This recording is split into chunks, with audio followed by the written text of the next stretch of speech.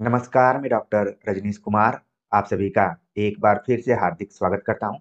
हिंदी साहित्य का इतिहास सीरीज के अंतर्गत हम आचार्य रामचंद्र शुक्ल के इतिहास ग्रंथ का अध्ययन कर रहे हैं। आज जिस विषय पर हम चर्चा करने जा रहे हैं उसका शीर्षक है द्विवेदी युग के 7 प्रमुख कवि और उनकी कविताएं। प्रिय विद्यार्थियों, आज का वीडियो लेक्चर आगामी UP TGT PGT, UGC net, assistant professor exam और सीवीटी पीजी एंट्रेंस एग्जाम के दृष्टिकोण से महत्वपूर्ण है। साथ में अगर आप हिंदी पट्टी क्षेत्र में किसी भी शिक्षक भर्ती की तैयारी कर रहे हैं या फिर अहिंदी भाषी क्षेत्र में भी हिंदी शिक्षक भर्ती की तैयारी कर रहे हैं तो उनके दृष्टिकोण से भी महत्वपूर्ण है, क्योंकि सभी तैयारियों और परीक्षाओं को लेकर हम यहाँ पर लिख नहीं सकते हैं, क्योंकि उसके लिए समय और जगह दोनों की जरूरत पड़ती है। तो आप कई बार संकेतों को भी समझ जाएं। वैसे भी इतिहास सीरीज जो चल रही है वो सभी परीक्षाओं के लिए एक तरीके से प्राण है और ऋण है। तो हम बात करेंगे द्विवेदी योगिन 7 प्रमुख कवियों के ऊपर। अब हमने यहाँ पर कवियों के नामों को भी रखा हुआ है, जिसमें श्रीधर पाठक, हरिऔध, मैथिली शरण गुप्त, महावीर प्रसाद द्विवेदी, रामचरित उपाध्याय, गिरिधर शर्मा नवरत्न, लोचन प्रसाद पांडे। तो इन सातों कवियों को जरूर आप ध्यान में रखिए कि ये सभी द्विवेदी युग के प्रमुख कवि हैं। और संयोग की बात यह है कि जिस व्यक्ति के नाम पर द्विवेदी युग पड़ा हुआ है उनकी कविताओं को भी हमें देखना है। कौन कौन से कविता संग्रह हैं, उनके विषय वस्तु क्या है, हम विस्तार से चर्चा करेंगे। तो पहुंच चुके हम टॉपिक नंबर 82 के ऊपर। अब आप देख रहे हैं कि जिस तरीके से अनुराग हिंदी एकेडमी ने अपने शतक को कंप्लीट किया, उसी तरीके से ऐसा लग रहा है कि हिंदी साहित्य का इतिहास सीरीज भी कहीं अपना शतक न लगा दे। हालांकि हमारा अनुमान है कि शतक कम चांस है कि शतक तक पहुंचेंगे। लगभग हमने 82% के आसपास में किताब को कंप्लीट कर लिया है। और आप कल्पना कर सकते हैं कि आचार्य रामचंद्र शुक्ल के इतिहास ग्रंथ को लाइन बाय लाइन कंप्लीट करना एक मानसिक दृढ़ संकल्पता को ही दिखलाता है कि हाँ भाई, ये भी काम किया जा सकता है। तो आप सभी को बिल्कुल परेशान होने की जरूरत नहीं है, बस जरूरत है कंसंट्रेशन की और कॉन्फिडेंस की और मेरे ऊपर विश्वास की। तो चलते हम विस्तार से बात करते हैं। सबसे पहले हम बात करेंगे महावीर प्रसाद द्विवेदी के ऊपर ही। हालांकि क्रम में आप देख रहे हैं कि इनका नंबर तीसरे नंबर पर है, लेकिन श्रीधर पाठक और तमाम कवियों पर हम पिछले वीडियो लेक्चर में भी थोड़ा बहुत बातचीत कर चुके हैं। तो दोहरापन न हो, बोरियत न हो या फिर तथ्यों में कंफ्यूजन न हो, इसलिए थोड़ा सा मैं उनको बाद में रखा हुआ हूँ। तो आप इस रणनीति को भी समझिए कि आखिरकार किताबों को कैसे पढ़ा जाता है। तो महावीर प्रसाद द्विवेदी के ऊपर हम बात करें इसके पहले वीडियो नंबर 81 को आप जरूर अपने ध्यान में रखिए कि उसमें हमने आप सभी से चर्चा की थी कि द्विवेदी युगीन हिंदी कविता और स्वच्छंदतावाद। आपने देखा था कि कविता के रूप और कथ्य दोनों में बदलाव आ रहे थे, जहां फॉर्मेट में परंपरा की जगह पर कुछ नए प्रयोग किए जा रहे थे और विषय वस्तुओं में भी दरबारी कविपन से हटाकर ग्राम गीतों की तरफ भी कवियों का ध्यान जाने लगा। और यहाँ तक कि उन्होंने मूली, मटर इत्यादि पर भी कविता लिखना शुरू कर दिया, ग्राम बधु की बात करने लगे। अब यहाँ पर आप देखेंगे कि पारंपरिक छंदों के स्थान पर संस्कृत वृत्त वर्णों का प्रयोग करना शुरू कर दिए और खड़ी बोली का प्रयोग धीरे धीरे होने लगा। जबकि इसके जस्ट पहले आप लोगों ने देखा था कि खड़ी बोली कविता के केंद्र में नहीं थी, बल्कि ब्रज भाषा थी। आप भारतेंदु युग अपने दिमाग में रख लिए होंगे। तो ये सारे तथ्य जब अपने मन में रखेंगे तब आप द्विवेदी युगीन हिंदी कविता को समझ पाएंगे। तो महावीर प्रसाद द्विवेदी के बारे में आचार्य रामचंद्र शुक्ल लिखते हैं, इस द्वितीय उत्थान के आरंभ काल में हम पंडित महावीर प्रसाद द्विवेदी का पद्य रचना की एक प्रणाली के रूप में पाते हैं। गद्य पर जो शुभ प्रभाव द्विवेदी जी को पड़ा उसका उल्लेख गद्य के प्रकरण में हो चुका है और आप लोगों ने भी उसको देख लिया होगा। खड़ी बोली के पद्य विधान पर भी आपका पूरा असर पड़ा। पहली बात तो यह हुई कि उनके कारण भाषा में बहुत कुछ सफाई आई। बहुत से कवियों की भाषा शिथिल और अव्यवस्थित होती थी और बहुत से लोग ब्रज और अवधि आदि का मेल भी कर देते थे। सरस्वती के संपादन काल में उनकी प्रेरणा से बहुत से नए लोग खड़ी बोली की कविता करने लगे। उनकी भेजी हुई कविताओं का की भाषा आदि दुरुस्त करके वे सरस्वती में दिया करते थे। इस प्रकार के लगातार संशोधन से धीरे धीरे बहुत से कवियों की भाषा साफ हो गई। उन्हीं नमूनों पर और लोगों ने भी अपना सुधार किया। तो ये देख रहे हैं कि लंबा पैराग्राफ है यहाँ पर महावीर प्रसाद द्विवेदी के बारे में आचार्य रामचंद्र शुक्ल ने उनके योगदानों को ही सबसे पहले बतला दिया। उनका मानना है कि जिस तरीके से महावीर प्रसाद द्विवेदी ने गद्य पर अपना पूरा असर छोड़ा हुआ था, उसी तरीके से उन्होंने पद्य पर भी अपना असर छोड़ा। पद्य विधान पर भी आपका पूरा असर पड़ा। यानी कि द्विवेदी जी ऐसे व्यक्ति थे कि साहित्यकारों के लिए काफी प्रभावित करने वाले थे, चाहे वो गद्य लिख रहे हों, चाहे पद्य लिख रहे हों।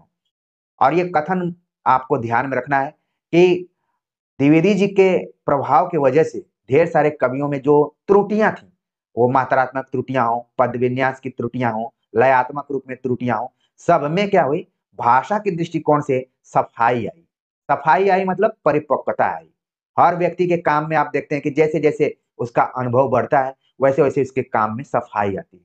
आपने व्यवहारिक जीवन में सुना होगा कि उसका हाथ बड़ा साफ है, यानी कि उसके पास अनुभव है, पता ही नहीं चलता कि कब वो कोई काम कर दे रहा है और कितने करीने से वो काम को कर रहा है।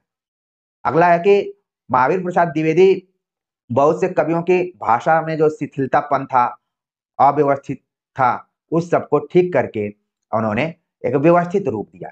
सवाल पूछा जाता है कि हिंदी कविता को व्याकरणिक रूप से व्यवस्थित करने का श्रेय किसको दिया जाता है, तो आपके दिमाग में तुरंत आना चाहिए महावीर प्रसाद द्विवेदी।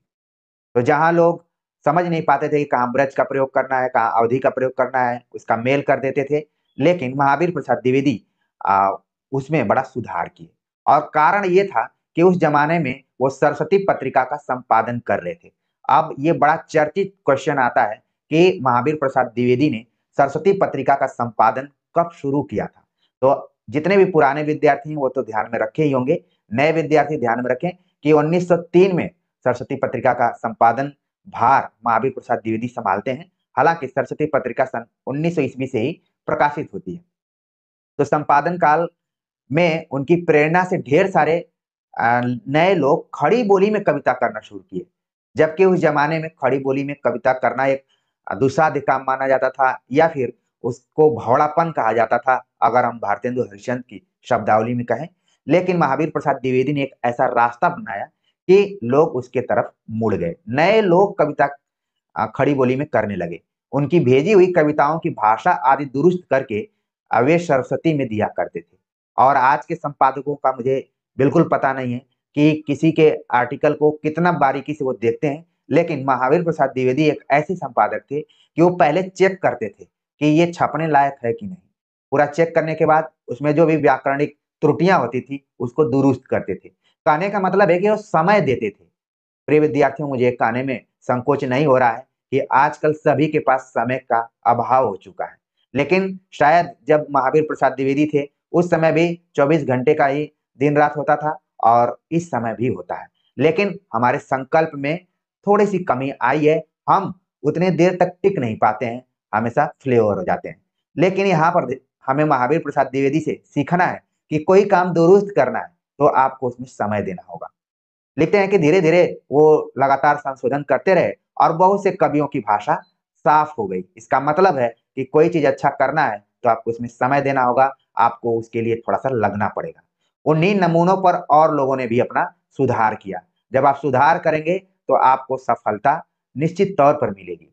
कई बार हमने देखा है कि परीक्षाओं का रिजल्ट आता है तो सफल विद्यार्थी तो अपने मनोभावों को बतलाते हैं, असफल विद्यार्थी बहुत परेशान होते हैं, हताश होते हैं, निराश होते हैं। लेकिन उनको भी ध्यान रखना है कि उन्होंने इस परीक्षा के लिए कितना समय दिया था, कितनी रणनीति बनाई थी, किसी की बातों को उन्होंने फॉलो किया था। इन सारी चीजों को जरूर ध्यान में रखना चाहिए, क्योंकि सफलता असफलता का दौर, सुधार और अव्यवस्थितता का दौर चलता रहता है। समय आने पर सारी चीजें ठीक हो जाती हैं, तो आपको लगना पड़ेगा। महावीर प्रसाद द्विवेदी को हम क्यों याद कर रहे हैं? सरस्वती पत्रिका का संपादन तो बहुत सारे लोगों ने किया, लेकिन महावीर प्रसाद द्विवेदी ही क्यों? इसीलिए जिन जिन बातों पर हमने चर्चा की है वो सभी महावीर प्रसाद द्विवेदी को महावीर प्रसाद द्विवेदी बनाती हैं, और यहाँ तक कि एक कालखंड विशेष का नाम ही पड़ जाता है द्विवेदी युग। तो आपको पूरा प्रकरण समझ में आ गया होगा। आगे चलते हैं, बात करते हैं। आचार्य रामचंद्र शुक्ल लिखते हैं, यह तो हुई भाषा परिष्कार की बात। अब उन्होंने पद रचना की जो प्रणाली स्थिर की, उनके संबंध में भी कुछ विचार कर लेना चाहिए। द्विवेदी जी कुछ दिनों तक बंबई की ओर रहे थे, जहां मराठी के साहित्य से उनका परिचय हुआ था। महावीर प्रसाद द्विवेदी रेलवे में काम करते थे, बंबई में वो थे और रेलवे की नौकरी छोड़कर वो सरस्वती पत्रिका का संपादन करने के लिए आए। तो बंबई में थे तो केवल वहां पर जूही चौपाटी और कहाँ-कहाँ घूमे नहीं, बल्कि मराठी के साहित्य से उनका परिचय हुआ। इसका मतलब है कि महावीर प्रसाद द्विवेदी का साहित्य की तरफ पहले से ही झुकाव था, चाहे वो हिंदी साहित्य हो, संस्कृत साहित्य हो, बांग्ला साहित्य हो, अंग्रेजी साहित्य हो या फिर मराठी साहित्य हो। तो मराठी साहित्य से उनका परिचय हुआ, उसके साहित्य का प्रभाव उन पर बहुत कुछ पड़ा। मराठी कवियों में अधिकतर संस्कृत के वृत्तों का व्यवहार होता है, पद विन्यास भी प्रायः गद्य का सा रहता है। बंग भाषा की सी कोमल कांत पदावली उसमें नहीं पाई जाती। बंग भाषा की खास विशेषता क्या है कि कोमल कांत पदावली के लिए बंग भाषा जानी जाती है। मान लीजिए गाहे बगाहे यही प्रश्न पूछ लिया जाए कि किस भाषा में कोमल कांत पदावली पाई जाती है और उसमें ऑप्शन में हो जाए संस्कृत, बंग भाषा, मराठी या फिर हिंदी। तो तमाम विद्यार्थी अलग-अलग जो भी ऑनलाइन किताबें लेकर बैठे हुए हैं या फिर कोचिंग के नोट्स लेकर बैठे हुए हैं, वो यहाँ पर धाराशायी हो जाएँगे। लेकिन जो अनुराग हिंदी अकेडमी पर कंसंट्रेट होकर काक चेष्टा बको ध्यानम के दृष्टिकोण से देख रहे हैं, वो निश्चित तौर पर इस प्रश्न का सही जवाब दे देंगे कि कोमलकांत पदावली बंग भाषा में पाई जाती है। तो यहाँ पर आप देख रहे हैं कि मराठी कवियों की जो अगर प्रवृत्ति देखें, फॉर्मेट देखें कविताओं का, तो संस्कृत के वृत्तों का प्रयोग करते थे। और वैसे आप देखेंगे वृत्त का मतलब कई बार छंद भी लगाया जाता है और हम लोग तो हिंदी में दोहा, सोरठा, चौपाई इन छंदों का नाम लेते हैं। लेकिन जब आप संस्कृत पढ़ेंगे तो वंशस्थ, मालिनी और ढेर सारे छंद हैं। जब हम संस्कृत पढ़ते हैं तो हमें याद रहता है। मैं भी थोड़ा कुछ भूल गया हूँ, लेकिन वंशस्थ एक छंद है, उसका नाम मुझे याद है, मालिनी करके छंद है और शार्दुल विक्रीडित करके छंद है। ये आपको याद आ गया होगा, जो विद्यार्थी संस्कृत के हैं। तो मराठी कवियों के ऊपर इसका भी प्रभाव दिखलाई पड़ता है। लेकिन वंग भाषा की कोमलकांत पदावली उसमें नहीं पाई जाती है। इसी मराठी के नमूने पर द्विवेदी जी ने हिंदी में पद्य रचना शुरू की। ये देखिए टर्निंग पॉइंट वाला तथ्य है कि महावीर प्रसाद द्विवेदी ने जो भी कविता लिखना शुरू किया, उनकी कविता पर किसका प्रभाव ज़्यादा दिखलाई पड़ता है? तो उन्होंने मराठी के नमूने को लिया है। आपके पास विकल्प बन सकते हैं कि बांग्ला, संस्कृत, अंग्रेजी, मराठी, किसमें आपको तुरंत बताना है कि मराठी। वैसे द्विवेदी जी का नाम लेने से ऐसा लगेगा कि वो संस्कृत से बहुत प्रभावित रहे होंगे। लेकिन यहाँ पर आप देख रहे हैं कि मराठी के नमूने पर द्विवेदी जी ने हिंदी में पद्य रचना शुरू की। पहले तो उन्होंने ब्रज भाषा का ही आलंबन किया। नागरिक प्रचारित पत्रिका में प्रकाशित नागरी तेरी यह दशा और रघुवंश का कुछ आधार लेकर रचित अयोध्या का विलाप नाम की उनकी कविताएं संस्कृत वृत्तों में ब्रज भाषा में ही लिखी गई थी। यहाँ पर कुछ तथ्य हैं जिनको कि आपको बड़ा ही ध्यान से देखना है। पहले तो आपने समझ लिया कि हिंदी में पद रचना की शुरुआत महावीर प्रसाद द्विवेदी ने मराठी के नमूने से शुरू की और इसके पहले उन्होंने कुछ कविताएं ब्रज भाषा में जरूर की थी। एक यहाँ पर उदाहरण दिया गया कि नागरी तेरी यह दशा, देख रहे हैं कि उनका एक लेख टाइप का है या फिर कविता ही है जो कि नागरी प्रचारित पत्रिका में प्रकाशित है। आपको ध्यान में रखना है, सवाल पूछा जा सकता है कि महावीर प्रसाद द्विवेदी द्वारा लिखित नागरी तेरी यह दशा किस पत्रिका में प्रकाशित हुई थी?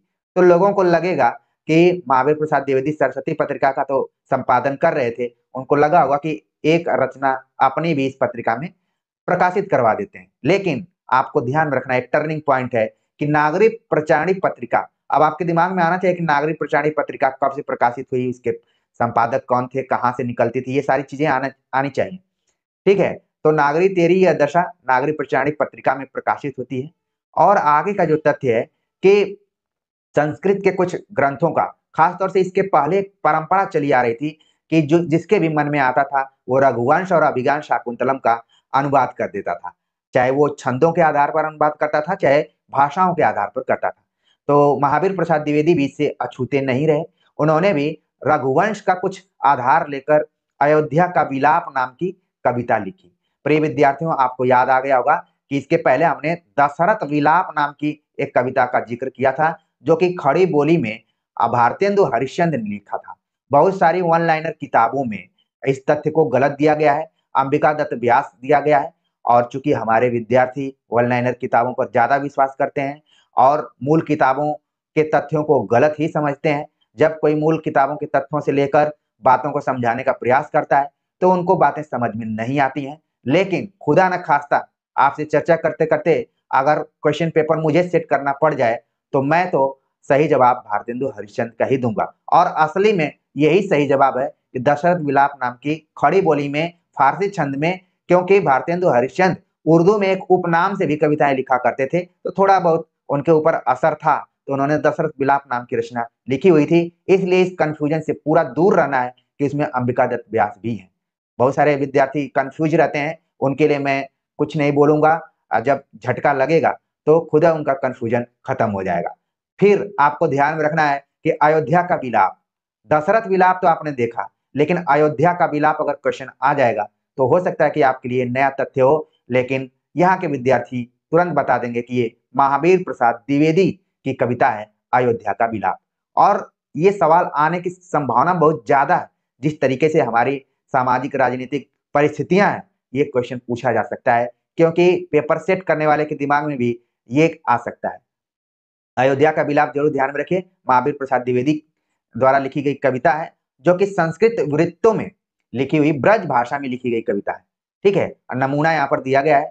श्रीयुक्त नागरी निहारी दशा तिहारी, होवै विषाद मन माही अतीव भारी, प्राकार जासु नभ मंडल में समाने, प्राचीन जासु लख लोकप हूँ सकाने, जाकी समस्त सुनि संपत्ति की कहानी, नीचे नवाय सिर देवपुरी लजानी। तो ये तो एक तरीके से नागरी तेरी वह दशा के लिए लिखा गया है। और हम देख लेते हैं कि और क्या कुछ उदाहरण दिया गया है। नागरी तेरी यह दशा से ही ये पंक्तियां हैं, इसको आप ध्यान में रखिए। बाकी अयोध्या का विलाप नाम का जो कविता है, नाम की कविता है, वो आप जरूर ध्यान में रखें कि महावीर प्रसाद द्विवेदी द्वारा है। अब आप देख रहे हैं यहाँ पर एक जाकी शब्द लिखा हुआ है। आप लोगों के लिए एक मैं होमवर्क दूंगा कि एक जकी उपनाम से भी कविता लिखने वाले कवि रहे हैं। आपके लिए होमवर्क है कि वो कौन थे। आगे हम बात करते हैं। शुक्ल जी ने लिखा कि इधर आधुनिक काल में ब्रज भाषा पद्य के लिए संस्कृत वृत्तों का व्यवहार पहले पहल स्वर्गीय पंडित सरयू प्रसाद मिश्र ने रघुवंश महाकाव्य के अपने पद्यबद्ध भाषानुवाद में किया था, जिसका प्रारंभिक अंश भारतेंदु की कवि वचन सुधा में प्रकाशित हुआ। यानी कि संस्कृत वृत्तों का व्यवहार करने की परंपरा द्विवेदी युग में नहीं शुरू हुई, बल्कि उसकी शुरुआत पहले से ही हो चुकी थी। करने वाले थे सरयू प्रसाद मिश्र, जिन्होंने की एक पदबंध भाषा अनुवाद किया था रघुवंशम का, और वो प्रकाशित हुआ था कवि वचन सुधा में। तो कवि वचन सुधा का प्रकाशन कब हुआ था, ये सारी चीजें आपके दिमाग में जरूर आनी चाहिए। आगे लिखते हैं कि पूरा अनुवाद बहुत दिनों पीछे संवत 1968 में पुस्तकाकार छपा। यानी शुरुआत में धारावाहिक रूप में कवि वचन में ये छपता रहा, लेकिन आगे चलकर एक पुस्तक के रूप में भी इसका प्रकाशन हुआ। द्विवेदी जी ने आगे चलकर ब्रज भाषा एकदम छोड़ ही दी और खड़ी बोली में ही काव्य रचना करने लगे। हालांकि महावीर प्रसाद द्विवेदी जिस परिवेश में थे, जाहिर सी बात है कि उसका प्रभाव पड़ेगा ही। उस समय ब्रज भाषा में कविताएं लिखी जा रही थी, इन्होंने भी लिखने का प्रयास किया, लेकिन आगे चलकर एकदम से छोड़ दिया और खड़ी बोली में ही काव्य रचना करने लगे। मराठी का संस्कार तो था ही, पीछे जान पड़ता है उनके मन में वर्ड्सवर्थ का वह पुराना सिद्धांत भी कुछ जम गया था कि गद्य और पद्य का पद विन्यास एक ही प्रकार का होना चाहिए। अब आप जब पाश्चात्य काव्य शास्त्र पढ़े होंगे तो उसमें विलियम वर्ड्सवर्थ का आपने भाषा संबंधी सिद्धांत जरूर पढ़ा होगा, और उसमें उन्होंने जोर दिया है कि गद्य और पद्य की भाषा एक होनी चाहिए, अलग अलग नहीं होनी चाहिए। इसका प्रभाव हमारे महावीर प्रसाद द्विवेदी के ऊपर भी दिखलाई पड़ता है, और वे भी इसके समर्थक जान पड़ते हैं कि सही बात है कि गद्य और पद्य दोनों का भाषा माध्यम एक ही होना चाहिए।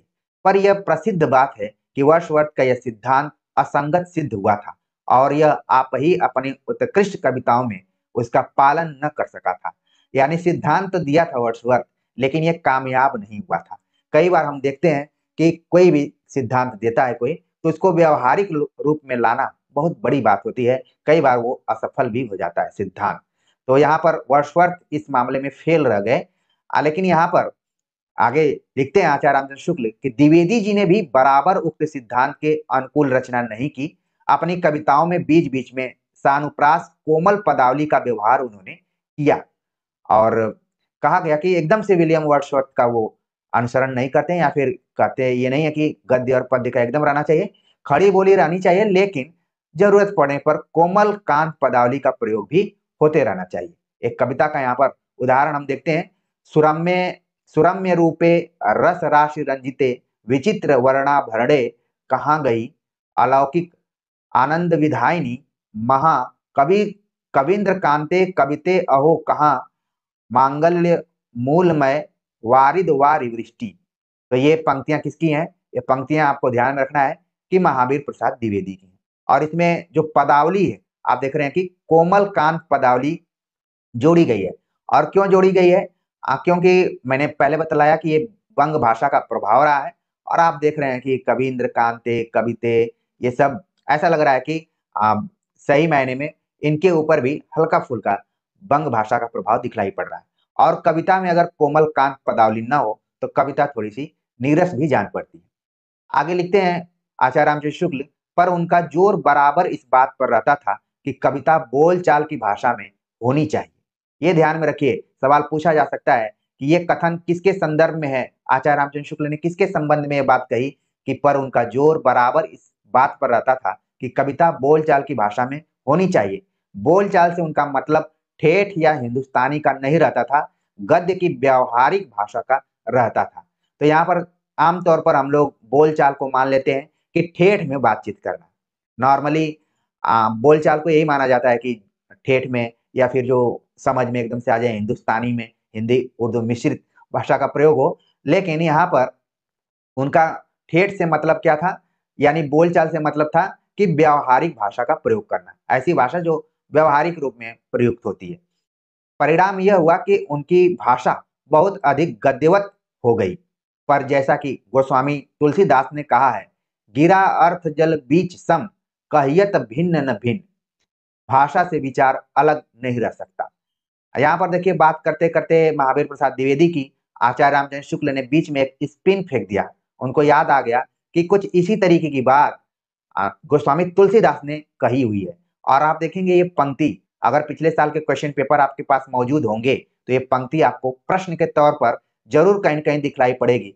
गिरा अर्थ जल बीच सम कहियत भिन्न न भिन्न। एक तो पूछ लिया जाता है कि ये किसका कथन है या किसकी पंक्ति है, तो आपको ध्यान में रखना है कि ये तुलसीदास की है। और दूसरा इसमें अलंकार भी है। आप लोगों के लिए मैं होमवर्क दे रहा हूं। मैं चाहूं तो आपको बता दूं कि इसमें कौन सा अलंकार है लक्षण के आधार पर, लेकिन आपके दिमाग पे थोड़ा सा मुझे पिंच भी करना है। आपको लगे कि लेक्चर सुनते सुनते आपको नींद आ रही है, लेकिन नहीं, मैं भले एक बंद कमरे में अपने से बात कर रहा हूँ, एकलाप कर रहा हूँ, लेकिन मेरे सामने वो लाखों विद्यार्थी बैठे हुए हैं जिनके की कान को भी मुझे हिला देना है एक बार कि सुन रहे हैं कि नहीं सुन रहे हैं। ठीक वो गाना है ना कि सुन रहे हो ना मैं रो रहा हूं। तो मैं यहाँ पर आप लोगों से पूछ रहा हूं कि इस पंक्ति में कौन सा अलंकार है? जरूर कमेंट कीजिएगा, अच्छा लगेगा। शुक्ल जी आगे लिखते हैं कि उनकी अधिकतर कविताएं इतिवृत्तात्मक यानी मैटर ऑफ फैक्ट हुई। एक चीज आप देखेंगे कि जब भी इतिवृत्तात्मक शब्द आता है, आचार्य रामचंद्र शुक्ल ब्रैकेट में लिख देते हैं मैटर ऑफ फैक्ट। तो देखिए कभी किसी एग्जामिनर का दिमाग घूमा तो यही पूछ देगा कि मैटर ऑफ फैक्ट का मतलब क्या है। तो ऑप्शन में हो जाएगा इतिवृत्त, स्वच्छंदता, रहस्य, ठीक है, इस आध्यात्म, इस तरीके से आ जाएगा। तो आपको इसका सही जवाब बताना है इतिवृत्तात्मक। ये भी क्वेश्चन बन सकता है, ठीक है ना। तो महावीर प्रसाद द्विवेदी की अधिकतर कविताएं जो थी वो इतिवृत्तात्मक पैटर्न पर ही लिखी गई, यानी कि उसमें कोई न कोई कथा वस्तु ही रही, यानी सपाट बयानी जिसको हम बोल सकते हैं। उनमें वह लाक्षणिकता, वह चित्रमयी भावना और वह वक्रता बहुत कम आ पाई जो रस संचार की गति को तीव्र और मन को आकर्षित करती है। यानी कि वो सीधे सीधे ऐसा लगता है कि उनकी कविता कोई कथा कह रही है, बल्कि उसमें कोई कहानीपन है। लेकिन कविताओं को अगर देखा जाए तो कविता उसको माना जाता है जो कि जिसमें लक्षणा हो, जिसकी भाषा बिंब प्रधान हो। चित्रमयी का मतलब कि आपके सामने कोई न कोई बिंब प्रस्तुत हो। जैसे आप सभी को मैं कम्युनिटी सेक्शन में कुछ कहानियां लिखता हूँ, तो कहानियों में बिंब भी रहता है कि आपके सामने वो दृश्य पूरा एकदम आने लगेगा। इसी तरीके से आप कविताओं को भी देखेंगे कि कविता वही अच्छी मानी जाती है जिसमें लाक्षणिकता हो, चित्रमयी भावना हो, बिंब हो और उसमें वक्रता भी हो। अगर वक्रता नहीं हो तो कविता मानी ही नहीं जाएगी। और उसमें रस संचार की तीव्रता हो और मन आपका आकर्षित हो जाए, आप एकदम से ठहर जाए, चारों तरफ क्या हो रहा है आपको बिल्कुल इस चीज का आभास न हो। तो ये होती है खास विशेषता कविता की। हालांकि इसी दौर में कविता को लेकर अलग अलग परिभाषाएं चल रही थी और आचार्य रामचंद्र शुक्ल ने तो एक बहुत लंबा लेख लिखा कि कविता क्या है। यहाँ पर उसी पैटर्न पर महावीर प्रसाद द्विवेदी का मूल्यांकन करते हुए आचार्य रामचंद्र शुक्ल लिखते हैं कि लिखने के लिए तो उन्होंने ढेर सारी कविताएं लिखी, लेकिन ज्यादातर कविताएं कैसी रही, इतिवृत्तात्मक रही। और इसीलिए कई बार क्वेश्चन पूछा जाता है कि द्विवेदी युग की सबसे प्रमुख विशेषता कौन थी, तो आप याद कर चुके होंगे इतिवृत्तात्मकता। लेकिन आज समझ गए होंगे कि आखिरकार इतिवृत्तात्मकता होती क्या है। ठीक है, अब उदाहरण कुछ दे रहे हैं आचार्य राम शुक्ल कि जैसे यथा, सर्वथा, तथैव ऐसे शब्दों के प्रयोग ने उनकी भाषा को और भी अधिक गद्य का स्वरूप दे दिया है। ऐसे ऐसे शब्दों का, यथा मतलब जैसे, सर्वथा मतलब हमेशा, तथैव मतलब उसी तरीके से, इन शब्दों का प्रयोग करते हुए लगता नहीं था कि उसमें काव्यपन है, लगता है कि कोई गद्य की बात की जा रही है। इसलिए कविता पद्यात्मक होने की अपेक्षा ज्यादातर गद्यात्मक होने लगी। आगे लिखते हैं कि यद्यपि उन्होंने संस्कृत वृत्तों का व्यवहार अधिक किया है, पर हिंदी के कुछ चलते छंदों में भी उन्होंने बहुत सी कविताएं लिखी हैं। जैसे विधि विडंबना रची है, जिनमें संस्कृत शब्दों का प्रयोग भी कम है। अपना कुमार संभव सार उन्होंने इसी ढंग पर लिखा है। तो आपको ध्यान में रखना है कि कुमार संभव सार नाम की रचना जो है वो महावीर प्रसाद द्विवेदी की है। कुमार संभव तो आप जानते हैं कि कालिदास की, लेकिन यहाँ पर कुमार संभव सार नाम से एक रचना लिखते हैं महावीर प्रसाद द्विवेदी। कुमार संभव का यह अनुवाद बहुत ही उत्तम हुआ है। इसमें मूल के भाव लाने के प्रयत्न में भाषा में प्राय जटिलता आ जाया करती है, पर इसमें यह बात जरा भी नहीं है। ऐसा साफ सुथरा दूसरा अनुवाद जो मैंने देखा है पंडित केशव प्रसाद मिश्र का मेघदूत है। यानी बात करते करते महावीर प्रसाद द्विवेदी की आ गए इसमें केशव प्रसाद मिश्र के ऊपर भी। यानी कि जब आचार्य रामचंद्र शुक्ल इस इतिहास ग्रंथ को लिख रहे हैं तो उनके सामने तमाम तथ्य मौजूद हैं। हालांकि उस समय AI नहीं है, लेकिन आचार्य रामचंद्र शुक्ल ने बहुत अध्ययन किया और लिख रहे हैं कि कुमार संभव सार कुमार संभव का एक अच्छा अनुवाद है। लेकिन अगर हम उस जमाने की साफ सुथरा दूसरा अनुवाद इन्होंने देखा, उसका नाम है मेघदूत, जिसके अनुवादक रहे हैं केशव प्रसाद मिश्र। हालांकि मेघदूत, शकुंतला, कुमार संभव को लेकर अलग अलग अनुवाद हिंदी साहित्य में हुए हैं। आप चाहें तो एक PhD का टॉपिक बना सकते हैं कि इन तीनों रचनाओं के जो अनुवाद हुए हैं उनमें सबसे बेस्ट अनुवाद कौन सा हुआ है। एक बहुत अच्छा काम हो सकता है। जो बच्चे ट्रांसलेशन में होंगे, MPhil इत्यादि कर रहे होंगे, PhD कर रहे होंगे, अब वो इस टॉपिक को ले सकते हैं। अच्छा टॉपिक है ये।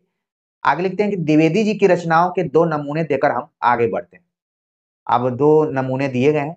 आरोग्य युक्त बल युक्त सुपुष्ट गात, ऐसा जहां युवक एक न दृष्टि आता, सारी प्रजा निपट दीन दुखी जहां है, कर्तव्य क्या न कुछ भी तुमको वहां है। तो यहाँ पर देखिए कविताएं सवाल भी उठा रही हैं और शब्दों को देखिए, कुछ शब्द एकदम से संस्कृत निष्ठ टाइप के आपको दिख रहे होंगे यहाँ पर। ठीक है, और नीचे की पंक्तियां तो बिल्कुल समझ में आ रही हैं। तो ये पंक्तियां हैं महावीर प्रसाद द्विवेदी की।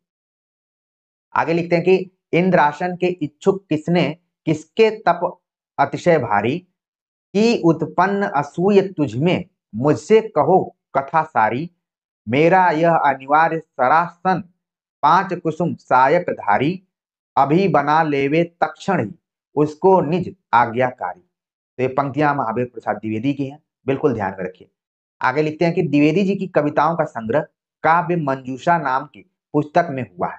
तो आपको ध्यान में रखना है कि काव्य मंजूषा जो है, इसी तरीके से आप देखेंगे कि प्रेम मंजूषा नाम करके प्रेमचंद की कहानियों का संकलन है। ठीक है ना, ये कहानी संकलन मेरे पास होगा भी। तो प्रेम मंजूषा, लेकिन यहाँ पर काव्य मंजूषा है, किसका है, महावीर प्रसाद द्विवेदी की कविताओं का संग्रह है। उनकी कविताओं के दूसरे संग्रह का नाम सुमन है। यानी कि 2 काव्य संग्रहों को ध्यान में रखना है, काव्य मंजूषा और सुमन, जो कि महावीर प्रसाद द्विवेदी के काव्य संग्रह। द्विवेदी जी के प्रभाव और प्रोत्साहन से हिंदी के कई अच्छे कवि निकले, जिनमें बाबू मैथिली शरण गुप्त, पंडित रामचरित उपाध्याय और पंडित लोचन प्रसाद पांडे मुख्य हैं। तो आप देख रहे हैं कि ये सभी महावीर प्रसाद द्विवेदी को अपना गुरु मानते थे। सबसे ज्यादा अगर कोई प्रभावित था तो मैथिली शरण गुप्त थे। ये कहना सही हो सकता है कि अगर किसी शिक्षक के ढेर सारे विद्यार्थी हैं तो उसमें कुछ ही विद्यार्थी होते हैं जो उसकी बातों को मानते हैं, उसका पालन करते हैं और वही आगे बढ़ते हैं। नाम तो यहाँ पर लिया गया मैथिली शरण गुप्त का, रामचरित उपाध्याय का, लोचन प्रसाद पांडे का, लेकिन जितना आप मैथिली शरण गुप्त का नाम सुनते हैं शायद इन लोगों का नाम उतना आप सुनते हो। श्रीधर पाठक की चर्चा दूसरी जगह यानी द्विवेदी युग में करते हुए शुक्ल जी लिखते हैं, एकांतवासी योगी के बहुत दिनों पीछे पंडित श्रीधर पाठक ने खड़ी बोली में और भी रचनाएं की। यानी एकांतवासी योगी श्रीधर पाठक की रचना है। उसके बाद आगे चलकर इन्होंने खड़ी बोली में और भी रचनाएं की। लिखते हैं कि खड़ी बोली की इनकी दूसरी पुस्तक श्रांत पथिक है। श्रांत पथिक जो कि गोल्ड स्मिथ के ट्रेवलर का अनुवाद है। अगर पिछले साल के क्वेश्चन पेपर को आप ध्यान में रखेंगे तो यह सवाल पूछा जा चुका है कि श्रांत पथिक किस भाषा में है, खड़ी बोली में है, किसका अनुवाद है, गोल्ड स्मिथ के ट्रेवलर का अनुवाद है। ठीक है, यानी कि श्रीधर पाठक इंग्लिश भाषा के भी, अंग्रेजी के भी जानकार थे। उन्होंने श्रांत पथिक नाम की रचना खड़ी बोली में लिखी, लेकिन ये एक अनुवाद है। सवाल पूछा जा सकता है क्या इनका मौलिक ये रचना कर्म है या फिर अनुवाद है। तो आप देख रहे हैं कि ये जो पॉइंट है इसमें कई सवाल बन सकते हैं कि श्रांत पथिक किस भाषा में है, श्रीधर पाठक की कौन सी पुस्तक है, ये दूसरी है। श्रांत पथिक का अनुवाद किसके पुस्तक का अनुवाद है, गोल्ड स्मिथ का। उस पुस्तक का नाम क्या है, ट्रेवलर। ठीक है, आगे लिखते हैं कि इनके अतिरिक्त खड़ी बोली में फुटकल कविताएं भी पाठक जी ने बहुत सी लिखी। मन की मौज के अनुसार कभी कभी ये एक ही विषय के वर्णन में दोनों बोलियों के पद्य रख देते थे। ये देखिए कथन पूछा जा सकता है कि किसके संदर्भ में है और किसने कहा है कि मन की मौज के अनुसार कभी कभी ये एक ही विषय के वर्णन में दोनों बोलियों के पद रखते थे। यानी कि पाठक के बारे में है आचार्य रामचंद्र शुक्ल का कथन। आगे और भी महत्वपूर्ण कथन है।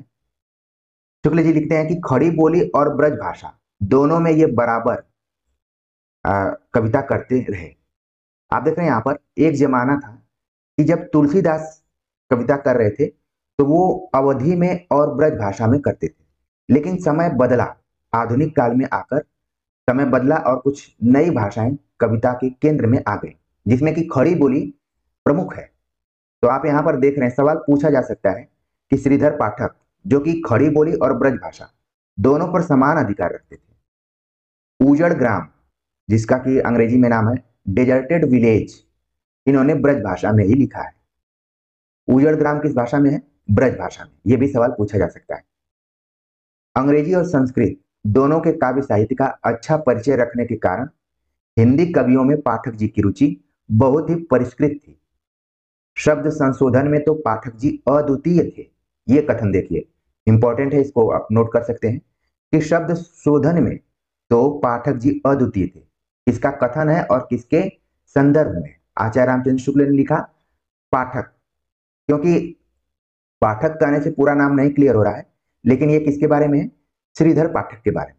तो सवाल बस यही पूछा जा सकता है कि ये किसका कथन है। शब्द शोधन में तो पाठक जी अद्वितीय थे। आगे कई ऐसे कथन हैं जो कि आपको ध्यान में रखने चाहिए। लिखते हैं, जैसी चलती और रसीली इनकी ब्रज भाषा होती थी वैसा ही कोमल और मधुर संस्कृत पद विन्यास भी। तुलना की जा रही है यहाँ पर कि ब्रज भाषा में जो भी रसीलापन था वैसे ही संस्कृत के कोमल और मधुर संस्कृत पद विन्यास के लिए भी श्रीधर पाठक जाने जाते हैं। इन्हीं के बाद एक कवि हैं जिनका नाम है हरिऔध। हरिऔध को पढ़ते हुए एक सवाल बनता है संस्कृत वृत्त को लेकर, ठीक है, कि किन की रचनाओं में यह पाया जाता है। तो हरिऔध को हम ध्यान में रखते हैं क्योंकि हरिऔध और श्रीधर पाठक के समय में बहुत ज्यादा अंतर नहीं, इसलिए आप खास प्रवृत्ति देख रहे हैं, दोनों कवियों में लगभग एक सा है। आगे लिखते हैं जो कि शुक्ल जी का एकदम ट्रेडमार्क है। लिखते हैं कि ये वास्तव में एक बड़े प्रतिभाशाली, भावुक और सुरुचि संपन्न कवि थे। इस पंक्ति के माध्यम से आप आचार्य रामचंद्र शुक्ल की आलोचनात्मक दृष्टि को भी देख रहे हैं कि उनके आलोचना का जो प्रतिमान है वो किस प्रकार का है कि हर कवि, चाहे वो आदिकाल का कवि हो, भक्ति काल का हो, रीति काल का हो या आधुनिक काल का हो, कुछ इनके शब्द हैं जो कि हर कवियों के लिए एक ही तरीके के प्रयुक्त होते हैं। यहां पर मान लीजिए पूछ लिया जाए इस कथन को ध्यान में रखते हुए कि किसके बारे में है, तो जब तक आप गंभीरता से इस वीडियो लेक्चर को न देखेंगे तब तक आप नहीं बता पाएंगे कि किसके बारे में। शुक्ल जी श्रीधर पाठक के बारे में लिखते हैं कि ये वास्तव में एक बड़े प्रतिभाशाली, भावुक और सुरुचि संपन्न कवि थे। भद्दापन इनमें न था, न रूप रंग में, न भाषा में, न भाव में, न चाल में, न भाषण में। देखिए कितना जबरदस्त ये कथन है और ये कभी भी परीक्षा में आ सकता है। तो इसको आप जान गए कि हम श्रीधर पाठक के दौरान इस कथन को पढ़े हुए थे। भद्दापन इनमें न था, न रूप रंग में, न भाषा में, न भाव में, न चाल में, न भाषण में। इस तरीके के कथन प्रायः पूछे जाते हैं क्योंकि ये कथन थोड़ा सा चमत्कार पैदा करने वाला है। पढ़ने में आप देख रहे हैं कि अलग सा प्रतीत हो रहा है और वही सवाल के रूप में हमें परीक्षाओं में देखने को मिल जाते हैं। आगे लिखते हैं, इनकी प्रतिभा बराबर रचना के नए नए मार्ग भी निकाला करती थी। छंद, पद विन्यास, वाक्य विन्यास आदि के संबंध में नई नई बंदिशें इन्हें खूब सुझा करती थी। अपनी रुचि के अनुसार कई नए ढंग के छंद इन्होंने निकाले जो पढ़ने में बहुत ही मधुर लय पर चलते थे। एक छंद का आचार्य शुक्ल उदाहरण देते हैं। उस छंद को हम देखते हैं।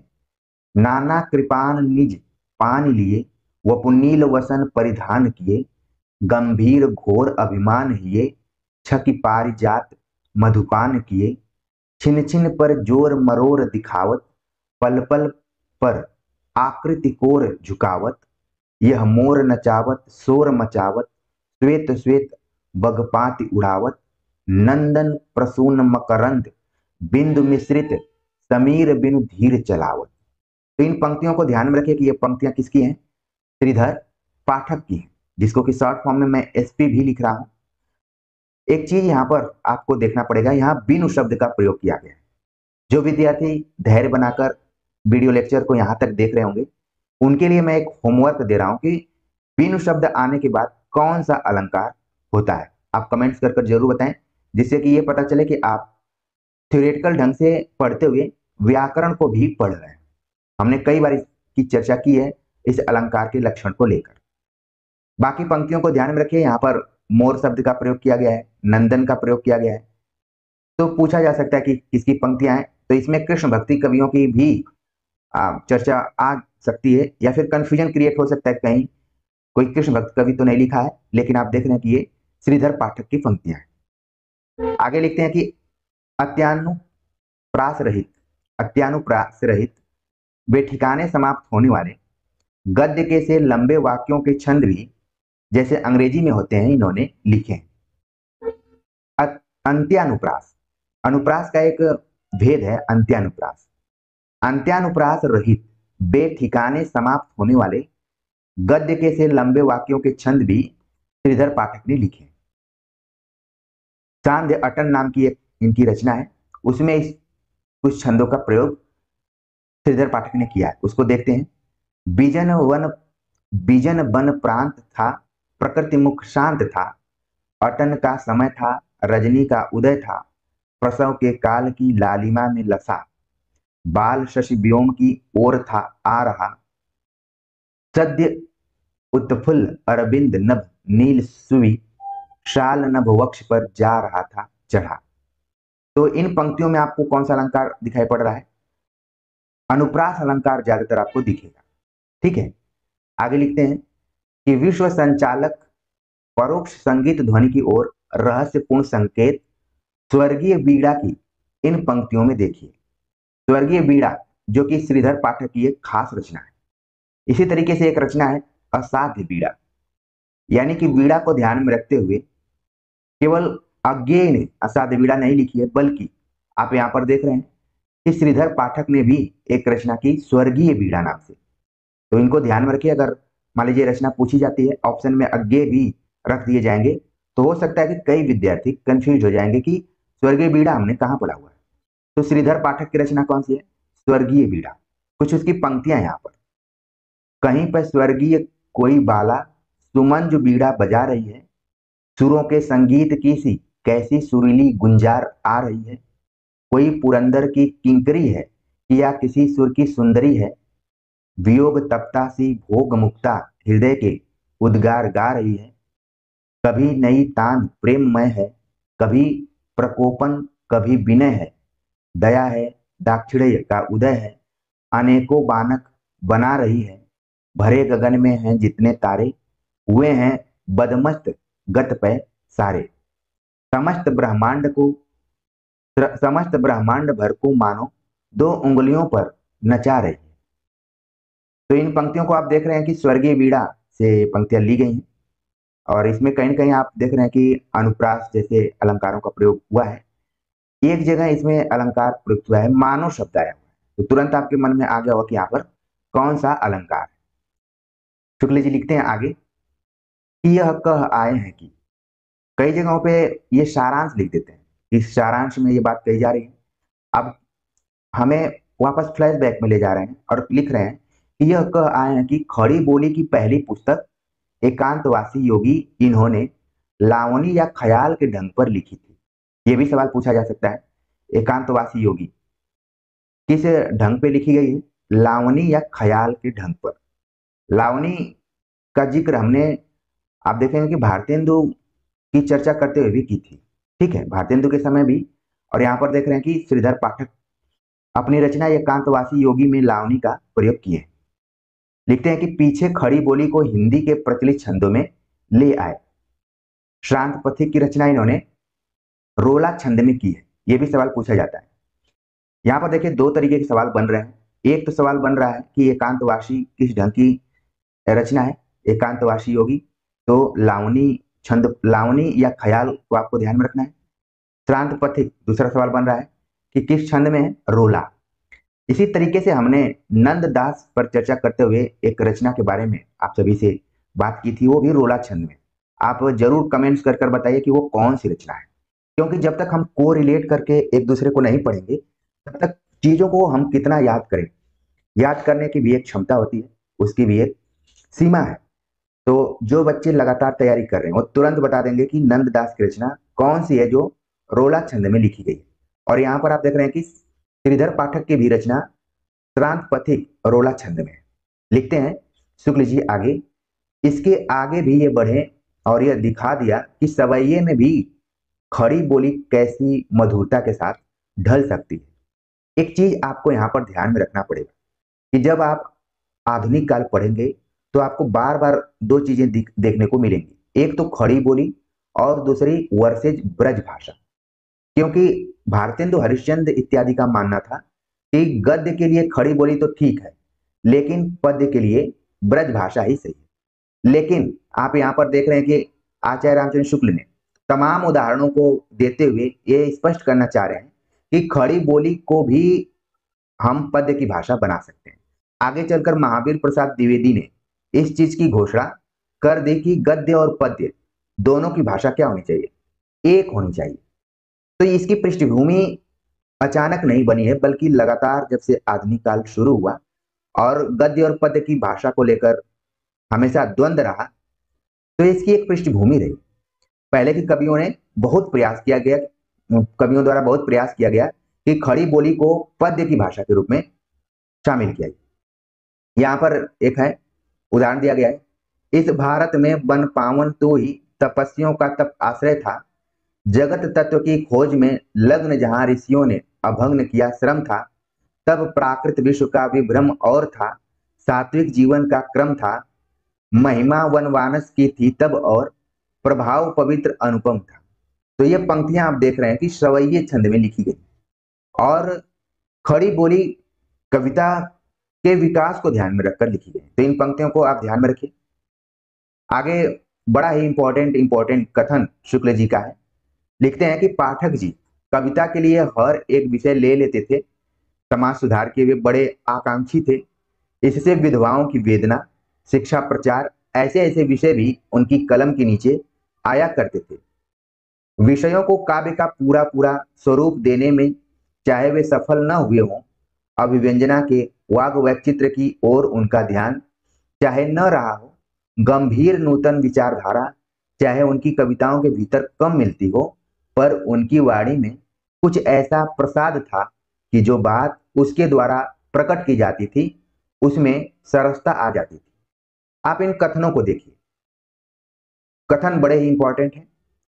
जो यहाँ पर आप देख रहे हैं कथन, यहाँ पर तमाम कमियों की तरफ संकेत करते हुए शुक्ल जी का कहना है कि फला फला चीज भले श्रीधर पाठक के अंदर न हो इनके काव्य कविताओं में, लेकिन सरसता इनकी कविताओं में भरपूर मात्रा में।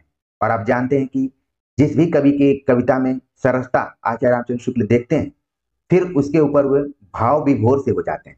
तो यहाँ पर भी आप देख रहे हैं कुछ वही स्थिति है।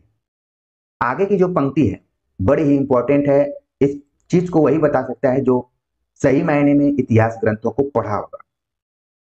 हम को रिलेट करेंगे अभी। शुक्ल जी लिखते हैं कि अपने समय के कवियों में प्रकृति का वर्णन पाठक जी ने सबसे अधिक किया। इससे हिंदी प्रेमियों में वे प्रकृति के उपासक कहे जाते थे। बड़ी ही महत्वपूर्ण बात यहाँ पर कही गई है। अक्सर जब प्रकृति चित्रण की बात आती है, प्रकृति वर्णन की बात आती है, तो हमारे मन मस्तिष्क में सुमित्रा नंदन पंत आ जाते हैं। और तमाम परीक्षाओं में पूछा भी गया कि प्रकृति के सुकुमार कवि कौन है। तो सुमित्रा नंदन पंत अचानक प्रकृति के सुकुमार कवि नहीं है, बल्कि उसके पहले के कवियों ने भी प्रकृति का वर्णन किया हुआ है, जिसमें श्रीधर पाठक का नाम लिया जा सकता है। और यहाँ पर शुक्ल जी ने विस्तार से लिखा हुआ है कि प्रकृति का वर्णन पाठक जी ने सबसे अधिक किया, इसलिए हिंदी प्रेमियों में उनको क्या कहा जाता है। देखिए, इस कथन को हमने इसीलिए अंडरलाइन भी किया हुआ है और बोल्ड भी किया है, हाईलाइट किया है। सवाल पूछा जा सकता है कि आचार्य रामचंद्र शुक्ल ने किसको कहा है। वे प्रकृति के उपासक कहे जाते थे। प्रकृति के उपासक, प्रकृति के सुकुमार कवि तो हम जानते हैं, लेकिन प्रकृति के उपासक कवि कौन है, आज उसको भी आपने देख लिया, श्रीधर पाठक। तो इसको बिल्कुल आप अपने नोटबुक पर लिख लीजिए, क्योंकि मैं यही उम्मीद करता हूं कि आप इस चैनल के नाम से एक रजिस्टर जरूर बना रहे होंगे, एक नोटबुक जरूर बना रहे होंगे। तो देखिए यहाँ पर है, वे प्रकृति के उपासक कहे जाते थे। आगे लिखते हैं, पर यहाँ यह कह देना आवश्यक है कि उनकी यह उपासना प्रकृति के उन्हीं रूपों तक परिमित थी जो मनुष्य को सुखदायक और आनंदप्रद होते थे, या जो भव्य और सुंदर होते हैं। प्रकृति के सीधे साधे नित्य आंखों के सामने आने वाले देश के परंपरागत जीवन से संबंध रखने वाले दृश्यों की मधुरता की ओर उनकी दृष्टि कम रहती है। इसीलिए उनको प्रकृति के उपासक कवि के तौर पर तो देखा गया, लेकिन आगे चलकर प्रकृति के सुकुमार कवि के तौर पर पंत को मान लिया गया। ठीक है। अंत में श्रीधर पाठक का जन्म 1916 यानी संवत 1916 में हुआ। अब इसको कन्वर्ट करने के लिए आपको 57 घटा देना पड़ेगा, जो आएगा वही ईस्वी में कन्वर्ट हो जाएगा। और इनका निधन 1985 में, संवत 1985 में हुआ। ठीक है। तो इसमें से भी 57 घटाएंगे, जो भी आएगा उसको आप ईस्वी मानकर अपने कॉपी पर नोट कर सकते हैं। तो कई बार सीधे सीधे संवत से रिलेटेड सवाल आ जाता है, कई बार ईस्वी में आता है। दोनों को हमें ध्यान में रखना है। इस वीडियो लेक्चर में हमने ये देखने का प्रयास किया कि आचार्य रामचंद्र शुक्ल ने श्रीधर पाठक का मूल्यांकन कैसे किया हुआ है। आपके लिए कुछ नए तथ्य भी देखने को मिले होंगे, और अभी तक तमाम प्रवक्ता, असिस्टेंट प्रोफेसर की परीक्षाओं में श्रीधर पाठक से जितने भी सवाल आए हुए थे उसके बारे में हमने बात की, और नए सवाल कैसे बन सकते हैं उसके तरफ भी आप सभी का ध्यान मैंने ले जाने का प्रयास किया। काव्यखंड नई धारा के द्वितीय उत्थान में अयोध्या सिंह उपाध्याय हरिऔध का जिक्र एक बार फिर से होता है, और यहाँ पर उनको दूसरे नंबर पर रखा गया है। शुक्ल जी लिखते हैं, भारतेंदु के पीछे और द्वितीय उत्थान के पहले ही हिंदी के लब्ध प्रतिष्ठ कवि पंडित अयोध्या सिंह उपाध्याय हरिऔध नए विषयों की ओर चल पड़े थे। खड़ी बोली के लिए उन्होंने पहले उर्दू के छंदों और ठेठ बोली को ही उपयुक्त समझा, क्योंकि उर्दू के छंदों में खड़ी बोली अच्छी तरह मज चुकी थी। तो इस पॉइंट से आप एक चीज समझ सकते हैं कि जब हरिऔध लिखना शुरू किए थे तो उस समय कविता की भाषा खड़ी बोली हो गई थी, लेकिन कवि कुछ जगहों पर उर्दू के छंदों का प्रयोग करते थे और साथ में ठेठ बोली का भी प्रयोग करते थे। और यहाँ पर शुक्ल जी ने बताया कि इसका कारण है कि उर्दू के छंदों में खड़ी बोली अच्छी तरह मज चुकी थी, यानी कि उसमें समाहित हो चुकी थी, उसमें ढल चुकी थी। तो यहाँ पर आप देख रहे हैं कि जब अयोध्या सिंह उपाध्याय शुरू में लिखना शुरू करते हैं खड़ी बोली में, तो वो उर्दू के छंदों का प्रयोग करते हैं और ठेठ बोली को उपयुक्त मानते हैं। आगे है, संवत 1957 के पहले ही वे बहुत सी फुटकल रचनाएं इस उर्दू ढंग पर कर चुके थे। अब आपके दिमाग में आ रहा होगा कि संवत 1957 को सन में अगर बदलेंगे तो सन 1900 ईस्वी के आसपास में हरिऔध बहुत सी फुटकल रचनाएं लिख चुके थे और वो उर्दू ढंग की शैली पर ही आधारित थी। उर्दू के छंदों का ही प्रयोग उसमें किया गया था। शुक्ल जी एक घटना का जिक्र करते हैं कि नागरी प्रचारणी सभा के गृह प्रवेश उत्सव के समय संवत 1957 में उन्होंने जो कविता पढ़ी थी उसके ये चरण मुझे अब तक याद है। यानी यहाँ आपके दिमाग में आना चाहिए कि हरिऔध और शुक्ल दोनों क्या हैं, समकालीन हैं। यहाँ उन्होंने पुस्तक में तो लिखा इनके बारे में, लेकिन ये सभी एक दूसरे के समकालीन भी थे और सजीव रूप में एक दूसरे को देखे भी थे। जिक्र किया गया नागरी प्रचारणी सभा का। उस समय गृह प्रवेशोत्सव किया गया था, यानी कि सन 1900 ईस्वी के आसपास में। और जब नागरी प्रचारणी सभा की बात की जाएगी तो आपके दिमाग में तुरंत आएगा कि 1893 ईस्वी में इसकी स्थापना हुई थी और उसके 7 वर्ष बाद गृह प्रवेश उत्सव को मनाया गया। और वहीं पर हरिऔध ने कुछ कविताएं सुनाई थी जिसको कि शुक्ल जी याद करते हैं। वो कविताएं कैसी थी, इस प्रकार हैं। 4 डग हमने भरे तो क्या किया, है पड़ा मैदान कोसों का अभी, मौलवी ऐसा न होगा एक भी, खूब उर्दू जो न होवे जानता। तो आप देख रहे हैं कि बोली तो खड़ी बोली है, ठीक है, लेकिन जो छंद का प्रयोग किया गया है वो उर्दू के छंद हैं और कहीं कहीं पर ठेठ बोली का भी प्रयोग किया गया है। ये जो तीनों लक्षण ऊपर बताए गए हरिऔध के, इन पंक्तियों में आपको दिख रहे हैं। और शुक्ल जी लिखते हैं कि इसके उपरांत तो वे बराबर इसी ढंग की कविता करते रहे, लेकिन उनके जीवन में बदलाव तब आता है जब पंडित महावीर प्रसाद द्विवेदी से वे मुलाकात करते हैं या फिर उनसे प्रभावित होते हैं। और महावीर प्रसाद द्विवेदी हिंदी साहित्य में एक ऐसे व्यक्तित्व हैं कि जो बहुत सारे कवियों को प्रभावित किए। शुक्ल जी लिखते हैं कि जब पंडित महावीर प्रसाद द्विवेदी के प्रभाव से खड़ी बोली ने संस्कृत छंदों और संस्कृत की समस्त पदावली का सहारा लिया, तब उपाध्याय जी जो गद्य में अपनी भाषा संबंधी पटुता उसे 2 हदों पर पहुंचाकर दिखा चुके थे, उस शैली की ओर भी बढ़े और संवत 1971 में उन्होंने अपना प्रिय प्रवास नामक बहुत बड़ा काव्य प्रकाशित किया। अब हम संवत सन 1971 को अगर सन में बदलेंगे तो जिस सन को आप याद करके रखे हैं वही सन यहाँ पर आ जाएगा। यानी कि प्रिय प्रवास जिसको आप याद किए हुए हैं कि सन 1914 में प्रकाशित हुआ था, इसमें कुल 17 सर्ग हैं, इसको भी आप ध्यान में रखें। लेकिन बदलते हुए पैटर्न में हो सकता है कि पूछा जाए, संवत के आधार पर पूछ लिया जाए, तो इसको भी आप ध्यान में रखें। नहीं ध्यान में रहे तो यहाँ पर +57 कर लेंगे तो ये संवत में कन्वर्ट हो जाएगा। तो यहाँ पर शुक्ल जी बताते हैं कि जैसे ही हरिऔध महावीर प्रसाद द्विवेदी से प्रभावित होते हैं और उनकी खड़ी बोली, संस्कृत छंद इत्यादि को देखते हैं, तो वो भी प्रिय प्रवास नामक एक बहुत बड़ा काव्य लिखते हैं और बाद में वो प्रकाशित होता है सन 1914 ईस्वी में। अब इस प्रिय प्रवास का मूल्यांकन शुक्ल जी करते हुए लिखते हैं कि नव शिक्षितों के संसर्ग से उपाध्याय जी ने लोक संग्रह का भाव अधिक ग्रहण किया। उक्त काव्य में श्री कृष्ण ब्रज के रक्षक नेता के रूप में अंकित किए गए हैं। खड़ी बोली में इतना बड़ा काव्य अभी तक नहीं निकला है। बड़ी भारी विशेषता इस काव्य की यह है कि यह सारा संस्कृत के वर्ण वृत्तों में है, जिसमें अधिक परिमाण में रचना करना कठिन है। आगे भी लिखते हैं कि उपाध्याय जी का संस्कृत पद विन्यास अनेक उपसर्गों से लदा, मंजू, मजुल, पेशल आदि से बीच बीच में जटित अर्थात चुना हुआ होता है। द्विवेदी जी और उनके अनुयायी कवि वर्ग की रचनाओं से उपाध्याय जी की रचना इस बात में साफ अलग दिखाई पड़ती है।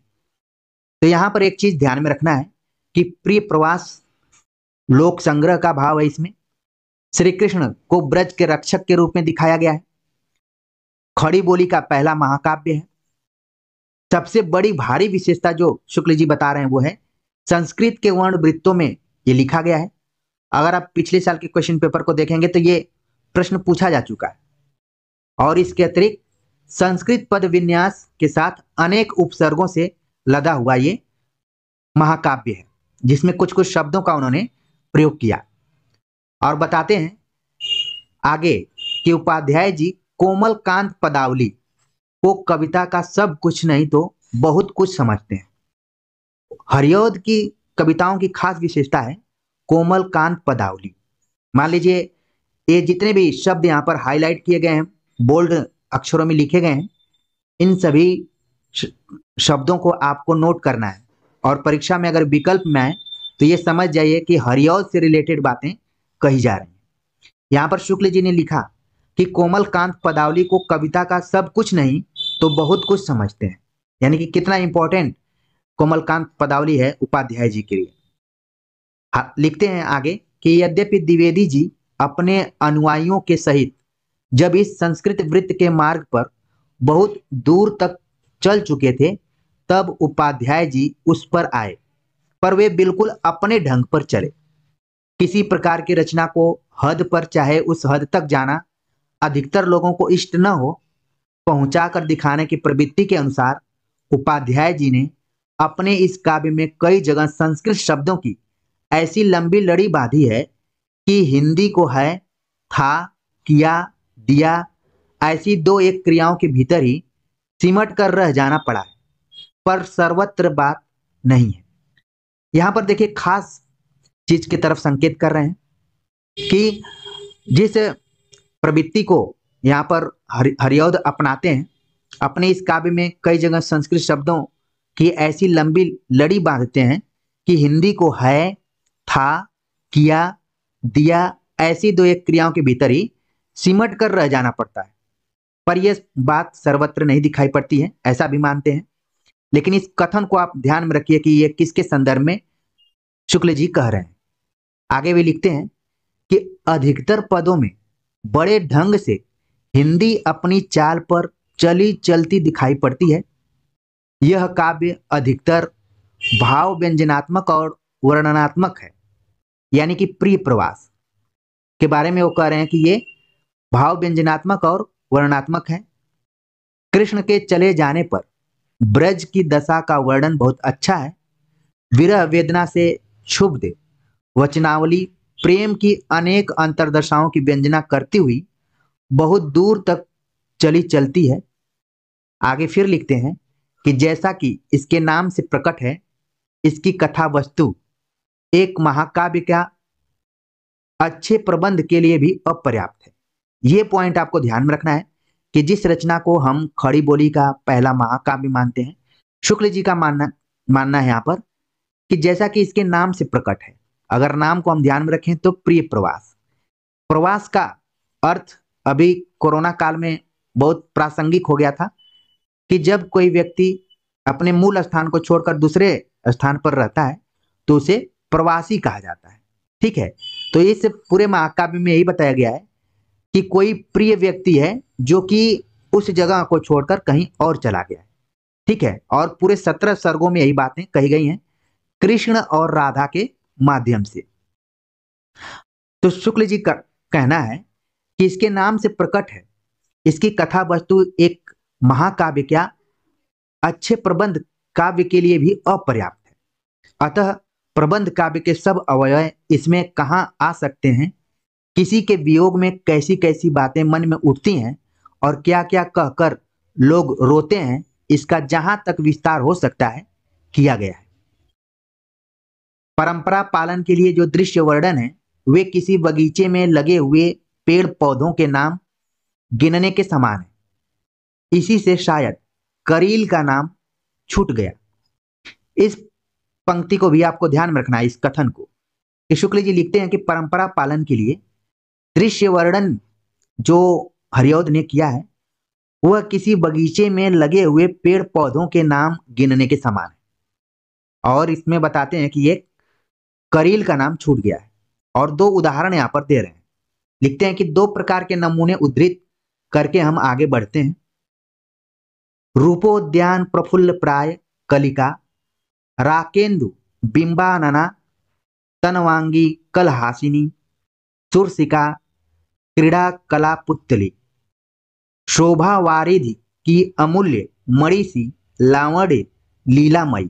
अच्छा, पंक्तियों को आप देखिए, जिस संस्कृत वृत्त की बात की जा रही है और संस्कृत निष्ठ शब्दावली की बात की जा रही है, पूरा आप यहाँ परिचित हो रहे होंगे शब्दों को देखने के साथ ही, और आगे कुछ चीजें और कंप्लीट हो जाएंगी। श्री राधा मृदुभाषिणी मृगदृगी माधुर्य सन्मूर्ति थी। इस क्रिया का उन्होंने उल्लेख किया है ऊपर में। धीरे धीरे दिन गत हुआ पद्मिनी नाथ डूबे, आई दोषा फिर गत हुई दूसरा वार आया, यूं ही बीती विपुल घटिका और कई बार बीते, आया कोई न मधुपुर से और न गोपाल आए।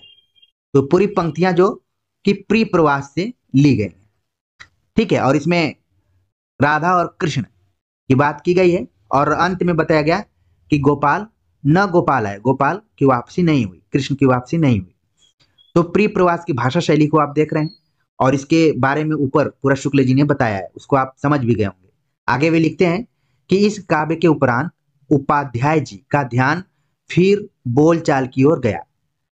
जहां वो पहले संस्कृत वर्ण वृत्तों को ध्यान में रख रहे थे, अब वो फिर से ठेठ बोलचाल की भाषा की तरफ मुड़ गए, और इन्होंने एक और प्रयोग किया जिसको कि हम देखेंगे।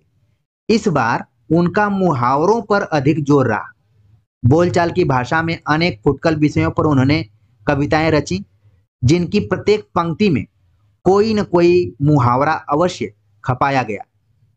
ऐसी कविताओं का संग्रह चोखे चौपदे का एक पद्य दिया जाता है। तो आपने देखा कि ऊपर शुरुआत में हमने रस कलश पर बातचीत की, जो कि नायिका भेद पर आधारित था, और इसको शुक्ल जी ने कहा कि रस सिद्धांत के आधार पर एक खरा नहीं उतरता है। दूसरी रचना जिसका नाम था प्रिय प्रवास, जो कि खड़ी बोली में तो है लेकिन संस्कृत वर्ण वृत्तों पर आधारित है, ठीक है। इसके बाद जो तीसरी रचना का उन्होंने जिक्र किया, चोखे चौपदे, ये ऐसी रचना है जिसमें कि मुहावरों का ज्यादातर प्रयोग किया गया है। तो बातों ही बातों में हमने हरिऔध की तीन महत्वपूर्ण रचनाओं के बारे में बात कर ली। तो इनकी विषय वस्तु को जरूर ध्यान में रखिए, क्योंकि बदलते हुए पैटर्न में हो सकता है कि पूछ लिया जाए। चोखे चौपदे का जो पद्य दिया गया है उसको हम देखते हैं। इस प्रकार है, क्यों पले पीस कर किसी को तू, है बहुत पॉलिसी बुरी तेरी, हम रहे चाहते पटाना ही, पेट तुझसे पटी नहीं मेरी। तो देख रहे हैं आप कि प्री प्रवास से थोड़ा सा अलग यहाँ पर चोखे चौपदे के पद आपको दिख रहे हैं, बोलचाल के पद दिख रहे हैं, मुहावरे का भी प्रयोग दिख रहा है। तो शुक्ल जी लिखते हैं कि भाषा के दोनों नमूने ऊपर दिए गए, और इसी को हरिऔध की विशेषता भी बताते हैं। लिखते हैं, यही द्विकलात्मक कला उपाध्याय जी की बड़ी विशेषता है। इससे शब्द भंडार पर इनका विस्तृत अधिकार प्रकट होता है। द्विकलात्मकता मतलब कि एक तरफ वो संस्कृत में भी चीजों को लिख रहे हैं, दूसरी तरफ बोलचाल या फिर ठेठ बोलचाल की भाषा को भी लिख ले रहे हैं। तो यही क्या है, द्विकलात्मकता है। तो इसे शब्द भंडार अधिक विस्तृत अधिकार प्रकट होता है। एक और रचना की बात शुक्ल जी करते हैं कि इनका एक और बड़ा काव्य है वैदेही वनवास। एक तो वैदेही का मतलब आपके दिमाग में तुरंत आ गया होगा सीता। यहाँ पर प्री प्रवास में कृष्ण का प्रवास है, जबकि वैदेही वनवास में आप देख रहे हैं कि सीता का वनवास है। राम के वनवास के ऊपर तो कई रचनाएं आई, लेकिन सीता को क्या क्या दिक्कतें हुई, इसको लेकर हरिऔध एक पुरुष होते हुए स्त्री के मन को जानना चाहते हैं। ठीक इसी तरीके से प्रिय प्रवास में भी राधा के मन का भी इन्होंने विश्लेषण किया है। तो शुक्ल जी लिखते हैं कि इनका एक और बड़ा काव्य जिसे ये बहुत दिनों से लिखते चले आ रहे थे अब छप रहा है। और ये बात तब की है जब शुक्ल जी खुद इतिहास ग्रंथ को लिख रहे थे और वर्तमान में ही इस वाक्य का उन्होंने प्रयोग भी किया है। तो इस तरीके से इस पूरे वीडियो लेक्चर में हमारा प्रयास था कि यूजीसी नेट को ध्यान में रखते हुए वे सभी प्रमुख लेखक या कवि जो कि आचार्य रामचंद्र शुक्ल की दृष्टि में मूल्यांकित किए गए हैं उन पर बातचीत किया जाए, जिससे कि किसी भी तरीके से प्रश्न पूछा जाए तो हमारे विद्यार्थी जितने भी जुड़े हुए हैं और लगातार मेहनत करके तैयारी कर रहे हैं उनको कोई दिक्कत ना हो। मैथिली शरण गुप्त का जिक्र करते हुए लिखते हैं कि सरस्वती का संपादन द्विवेदी जी के हाथ में आने के प्रायः 3 वर्ष पीछे संवत 1963 से बाबू मैथिली शरण गुप्त की खड़ी बोली की कविताएं उक्त पत्रिका में निकलने लगी और उनके संपादन काल तक बराबर निकलती रहीं। तो यहाँ पर आप तथ्य देख रहे हैं, सरस्वती पत्रिका महावीर प्रसाद द्विवेदी और संवत में दिया गया है। इसको आप ईस्वी में कन्वर्ट कर सकते हैं -57 करके, तो तुरंत ईस्वी पता चल जाएगा। बताया जा रहा है कि जब द्विवेदी जी सरस्वती पत्रिका का संपादन कर रहे थे उसके 3 वर्ष बाद मैथिली शरण गुप्त खड़ी बोली में कविताएं लिखना शुरू किए और उनकी कविता उस पत्रिका में छपना शुरू हो गई। और जब तक महावीर प्रसाद द्विवेदी संपादन करते रहे तब तक मैथिली शरण गुप्त की कविताएं छपती रहीं। यानी कि अगर देखा जाए तो सन 1903 ईस्वी से लेकर 1920 तक महावीर प्रसाद द्विवेदी सरस्वती पत्रिका का संपादन करते हैं।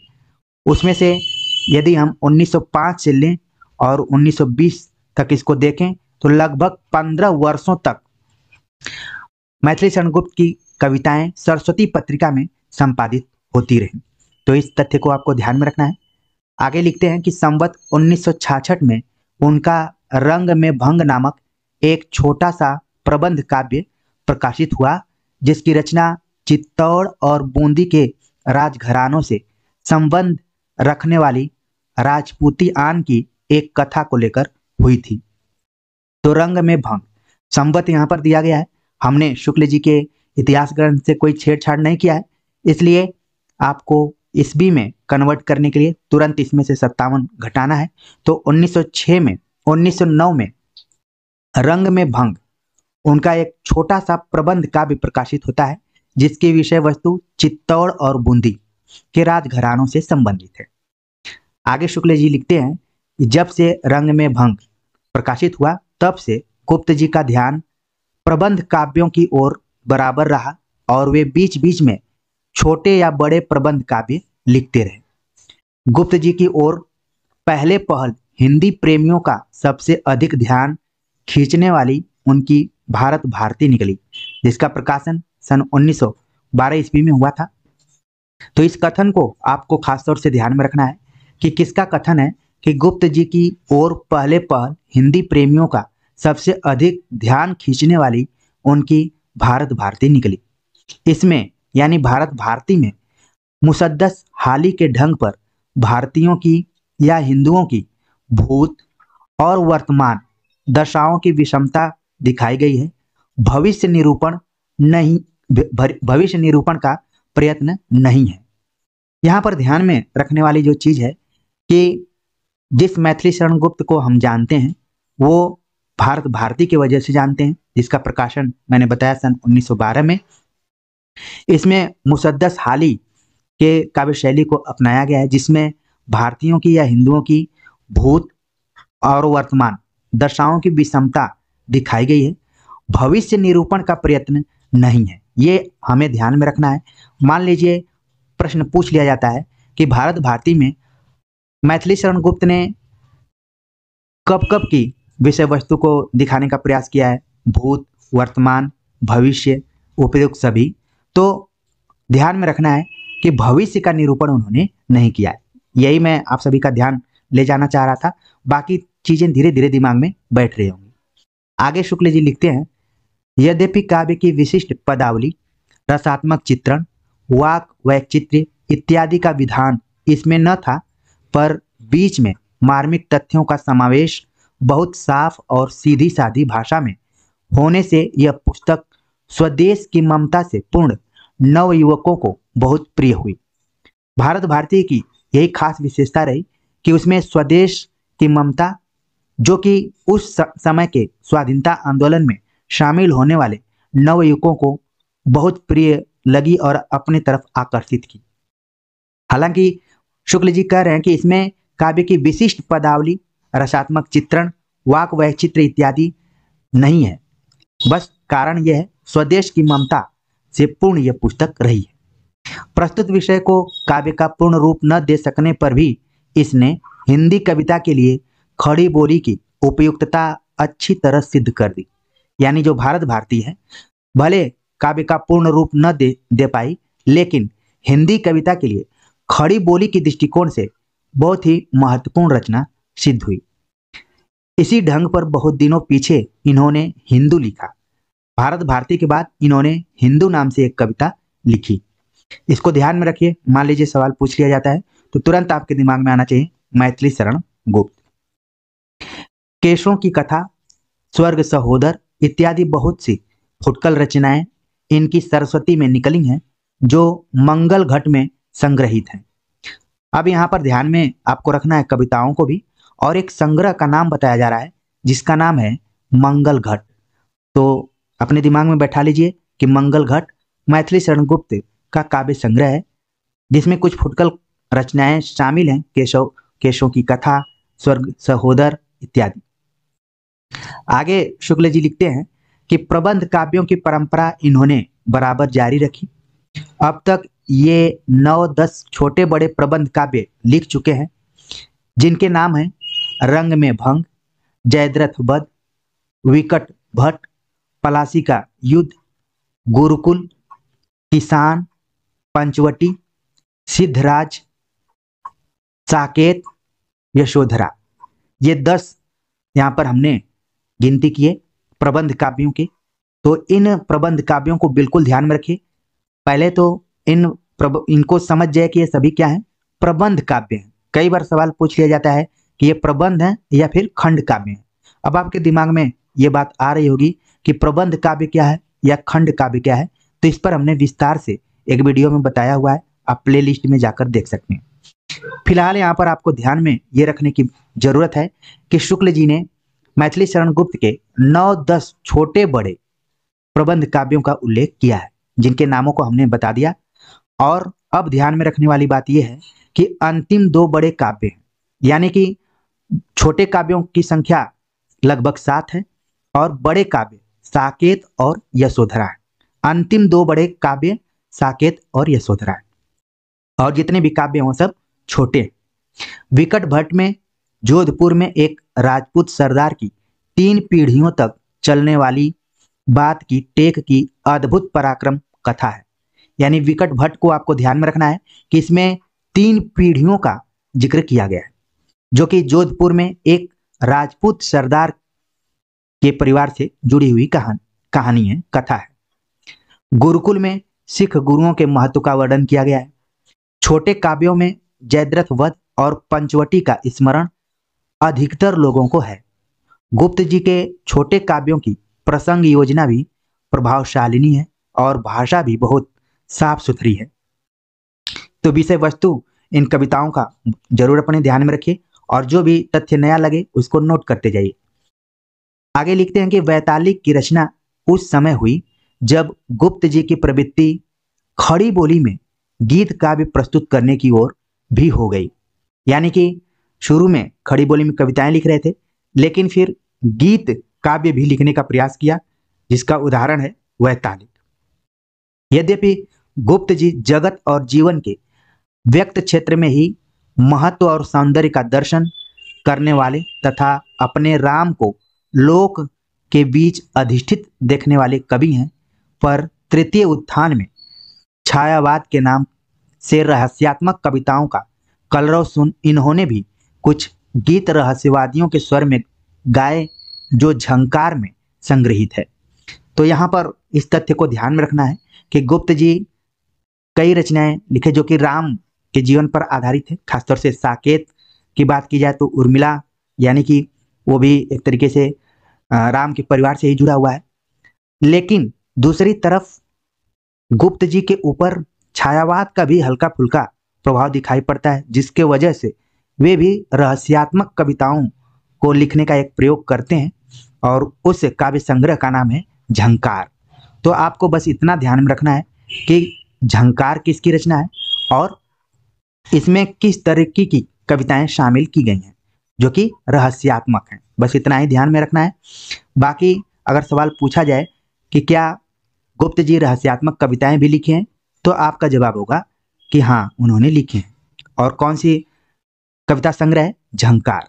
झंकार से रिलेटेड ही एक झरना नाम की रचना है जो कि अलग कवि की है। आप चाहें तो कमेंट करके बता सकते हैं कि वो किसका है। तो झंकार और झरना में कंफ्यूजन आपको नहीं होना है, याद करके रखिए। आगे शुक्ल जी लिखते हैं कि रहस्यात्मक कविताओं लिखने के बाद जो गुप्त जी हैं पर असीम के प्रति उत्कंठा और लंबी चौड़ी वेदना का विचित्र प्रदर्शन गुप्त जी की अंतः प्रेरित प्रवृत्ति के अंतर्गत नहीं, काव्य का एक मार्ग चलता देख ये उधर भी जा पड़े। मतलब इनकी कोई खास विशेषता ये नहीं थी, बस इन्होंने भी प्रयोग के तौर पर इस तरीके की रचना की। आगे जिस पर हम बातचीत करने जा रहे हैं उसमें से एक कविता जो कि आपके सिलेबस में यानी कि यूजीसी नेट में लगी हुई है, और दूसरा जो प्रबंध काव्य है ये कई यूजी और पीजी के सिलेबस में भी लगा हुआ है। तो साकेत और यशोधरा मैथिली शरण गुप्त के दो बड़े प्रबंध हैं, ये बिल्कुल आपको ध्यान में रखना है। लिखते हैं कि दोनों में उनके काव्यत्व का तो पूरा विकास दिखाई पड़ता है, पर प्रबंधत्व की कमी है। काव्यत्व के दृष्टिकोण से, कविता के दृष्टिकोण से ये दोनों रचनाएं पूरी विकसित दिखाई पड़ती हैं, लेकिन अगर प्रबंध काव्य के दृष्टिकोण से देखें तो इनमें थोड़ी कमी दिखाई पड़ती है। इस कथन को ध्यान में रखिए कि आचार्य रामचंद्र शुक्ल का है। आगे भी लिखते हैं कि बात यह है कि इनकी रचना उस समय हुई जब गुप्त जी की प्रवृत्ति गीत काव्य या नए ढंग के प्रगीत मुक्तकों की ओर हो चुकी थी। साकेत की रचना तो मुख्यतः इस उद्देश्य हुई कि उर्मिला काव्य की उपेक्षिता न रह जाए। और बाकी स्टोरी आप जानते हैं कि रविन्द्रनाथ टैगोर की एक निबंध से महावीर प्रसाद द्विवेदी प्रभावित हुए और उन्होंने मैथिली शरण गुप्त को ये एक निर्देश दिया कि आप भी उपेक्षित महिलाओं पर एक कोई महाकाव्य लिखिए। तो इन्होंने साकेत नाम से रचना की है। यहाँ पर शुक्ल जी का मानना है कि साकेत की रचना गुप्त जी जो उन्होंने किया है मुख्यतः इस उद्देश्य से हुई है कि उर्मिला काव्य की उपेक्षिता न रह जाए, उसको भी जगह मिले। पूरे 2 सर्ग 9 और 10 उसके वियोग वर्णन में खप गए। वैसे आप देखेंगे पाठ्यक्रमों में 9वें सर्ग को ही ज्यादातर पढ़ने का मौका मिलता है, लेकिन यहाँ पर बताया गया है कि 9 और 10 दोनों सर्ग वियोग वर्णन पर आधारित है।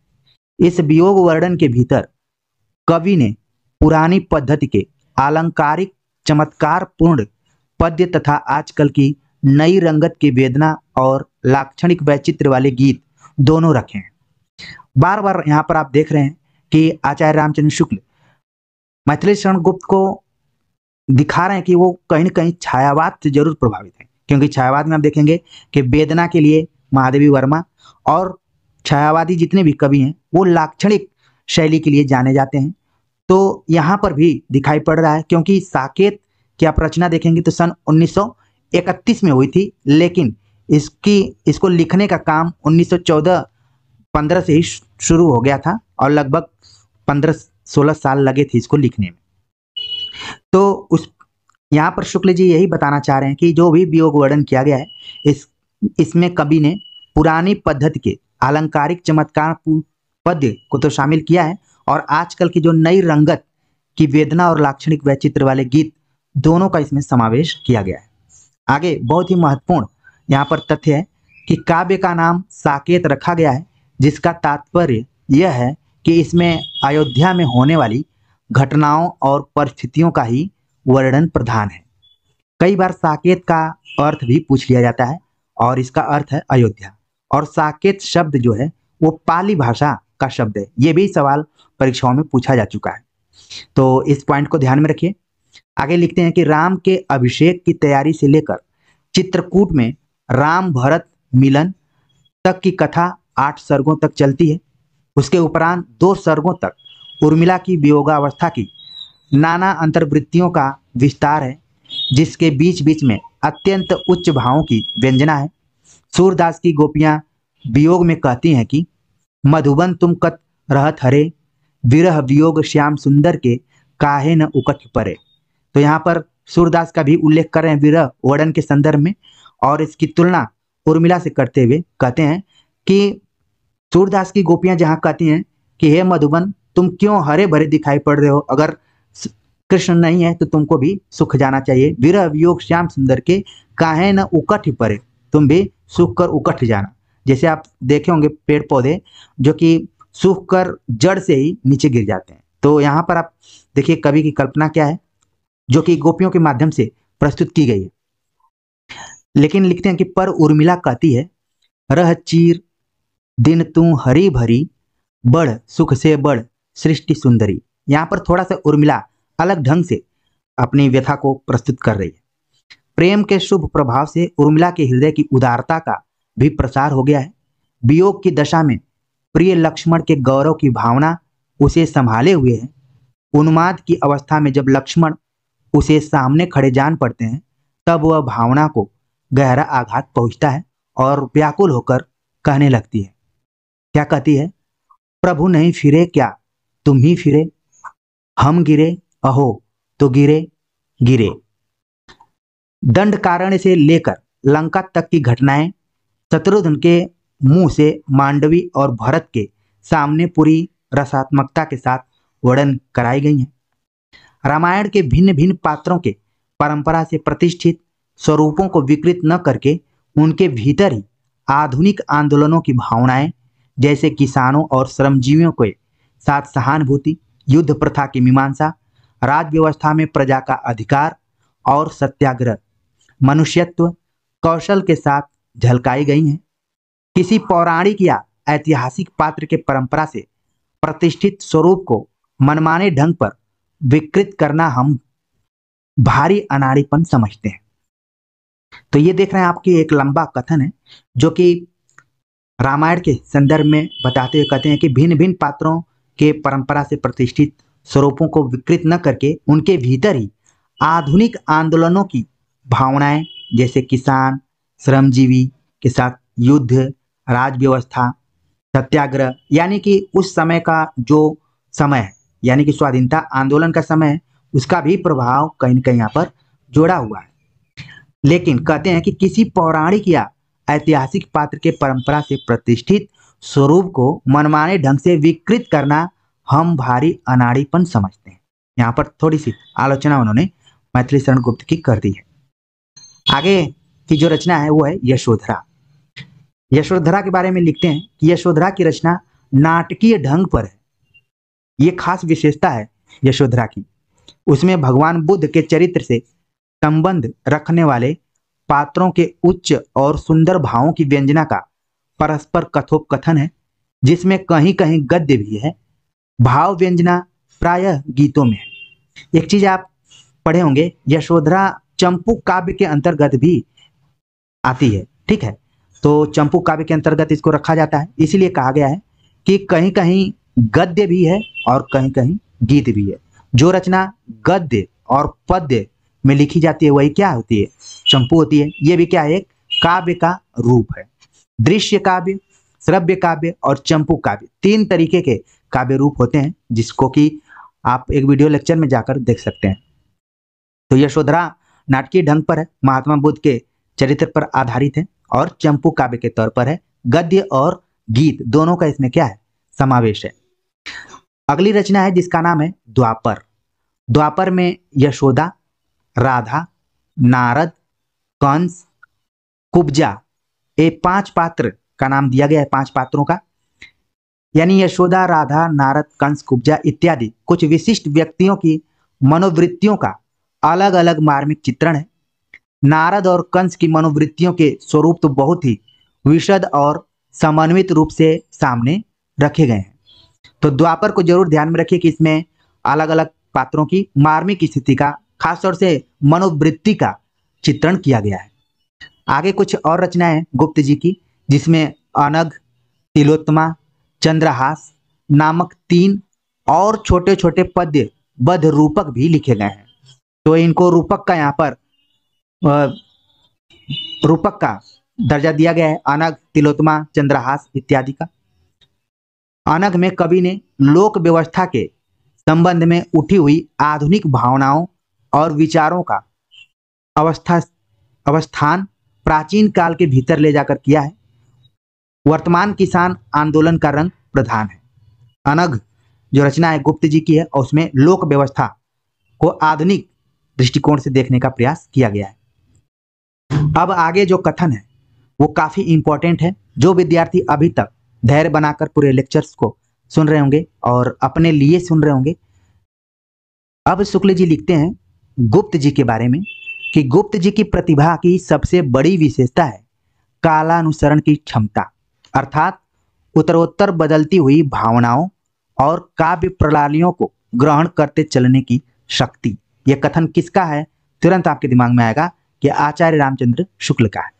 गुप्त जी की सबसे बड़ी विशेषता है कालानुसरण, यानी देश काल वातावरण के हिसाब से काव्य की रचना करना। जब जरूरत पड़ती है तो भारत भारती लिखते हैं, जब जरूरत पड़ती है तो साकेत लिखते हैं, यशोधरा लिखते हैं, किसान लिखते हैं, रंग में भंग लिखते हैं। तमाम तरीके की रचनाएं हैं वो काल के अनुसार ही लिखते हैं। इस दृष्टि से हिंदी भाषी जनता के प्रतिनिधि कवि ये निसंदेह कहे जा सकते हैं। ये कथन ध्यान में रखिए, पूछा जा सकता है कि किसके संदर्भ में ये बात कही गई है कि इस दृष्टि से हिंदी भाषी जनता के प्रतिनिधि कवि ये निसंदेह कहे जा सकते हैं, यानी मैथिली शरण गुप्त निसंदेह कहे जा सकते हैं हिंदी भाषी जनता के प्रतिनिधि कवि। भारतेंदु के समय में स्वदेश प्रेम की भावना जिस रूप में चली आ रही थी उसका विकास भारत भारती में मिलता है। इधर के राजनीतिक आंदोलनों ने जो रूप धारण किया उसका पूरा आभास पिछली रचनाओं में मिलता है। सत्याग्रह, अहिंसा, मनुष्यत्ववाद, विश्व प्रेम, किसानों और श्रमजीवियों के प्रति प्रेम और सम्मान, सबकी झलक हम पाते हैं। गुप्त जी की रचनाओं के भीतर 3 अवस्थाएं लक्षित होती हैं। गुप्त जी का मूल्यांकन करते हुए आचार्य शुक्ल 3 अवस्थाओं का जिक्र करते हैं। अब वो 3 अवस्थाएं कौन कौन सी हैं उसे हम देखते हैं। लिखते हैं कि प्रथम अवस्था भाषा की सफाई की है। ध्यान में रखना आपको, यही तीनों अवस्थाएं ऑब्जेक्टिव विकल्प में आ सकती हैं। तो पहली अवस्था है भाषा की सफाई की, जिसमें खड़ी बोली के पद्यों की मसृण बंद रचना हमारे सामने आती है। सरस्वती में प्रकाशित अधिकांश कविताएं तथा भारत भारती इस अवस्था की रचना के उदाहरण हैं। ये रचनाएं काव्य प्रेमियों को कुछ गद्यवत, रूखी और इतिवृत्तात्मक लगती थीं। इनमें सरस और कोमल पदावली की कमी भी खटकती थी। बात यह है कि यह खड़ी बोली के परिमार्जन का काल था। तो इस पूरे कथन में आप देख रहे हैं कि कई बातों की तरफ संकेत शुक्ल जी करते हैं। पहले तो भाषा की सफाई यानी स्पष्टता की तरफ, दूसरा भारत भारती जैसे स्वदेश प्रेम पर आधारित काव्य ग्रंथ की तरफ, तीसरा जो भी द्विवेदी युग की खास प्रवृत्तियां, गद्यवत, रुखापन, इतिवृत्तात्मकता, सरसता और कोमलता का अभाव और खड़ी बोली का उस समय कविता के रूप में प्रयुक्त होना, ठीक ना, खड़ी बोली का कविता में प्रयोग होना, ये सब एक तरीके से विशेषताओं के तौर पर ही देखा जा सकता है। तो 4 विशेषताएं इस पूरे कथन में बताई गई। प्रथम अवस्था भाषा की सफाई के बारे में बात करते हुए आगे बात करते हैं कि इसके अनंतर मतलब इसके बाद गुप्त जी ने बंग भाषा की कविताओं का अनुशीलन तथा मधुसूदन दत्त रचित ब्रजांगना, मेघनाथ वध आदि का अनुवाद, उबड़ खाबड़ और अव्यवहित संस्कृत शब्दों की ठोकरें कहीं कहीं विशेषतः छोटे छोटे छंदों के चरणांत में अब भी लगती हैं। तो कैसे बंग भाषा की कविताओं से प्रभावित रहे हैं और उनका अनुवाद मैथिली शरण गुप्त ने किया है। तो अनुवाद बहुत सटीक नहीं है, बल्कि उबड़ खाबड़ और अव्यवहित है। संस्कृत शब्दों का जो भी प्रयोग उन्होंने किया है वो थोड़ा सा पढ़ने में लोगों को दिक्कत होती है।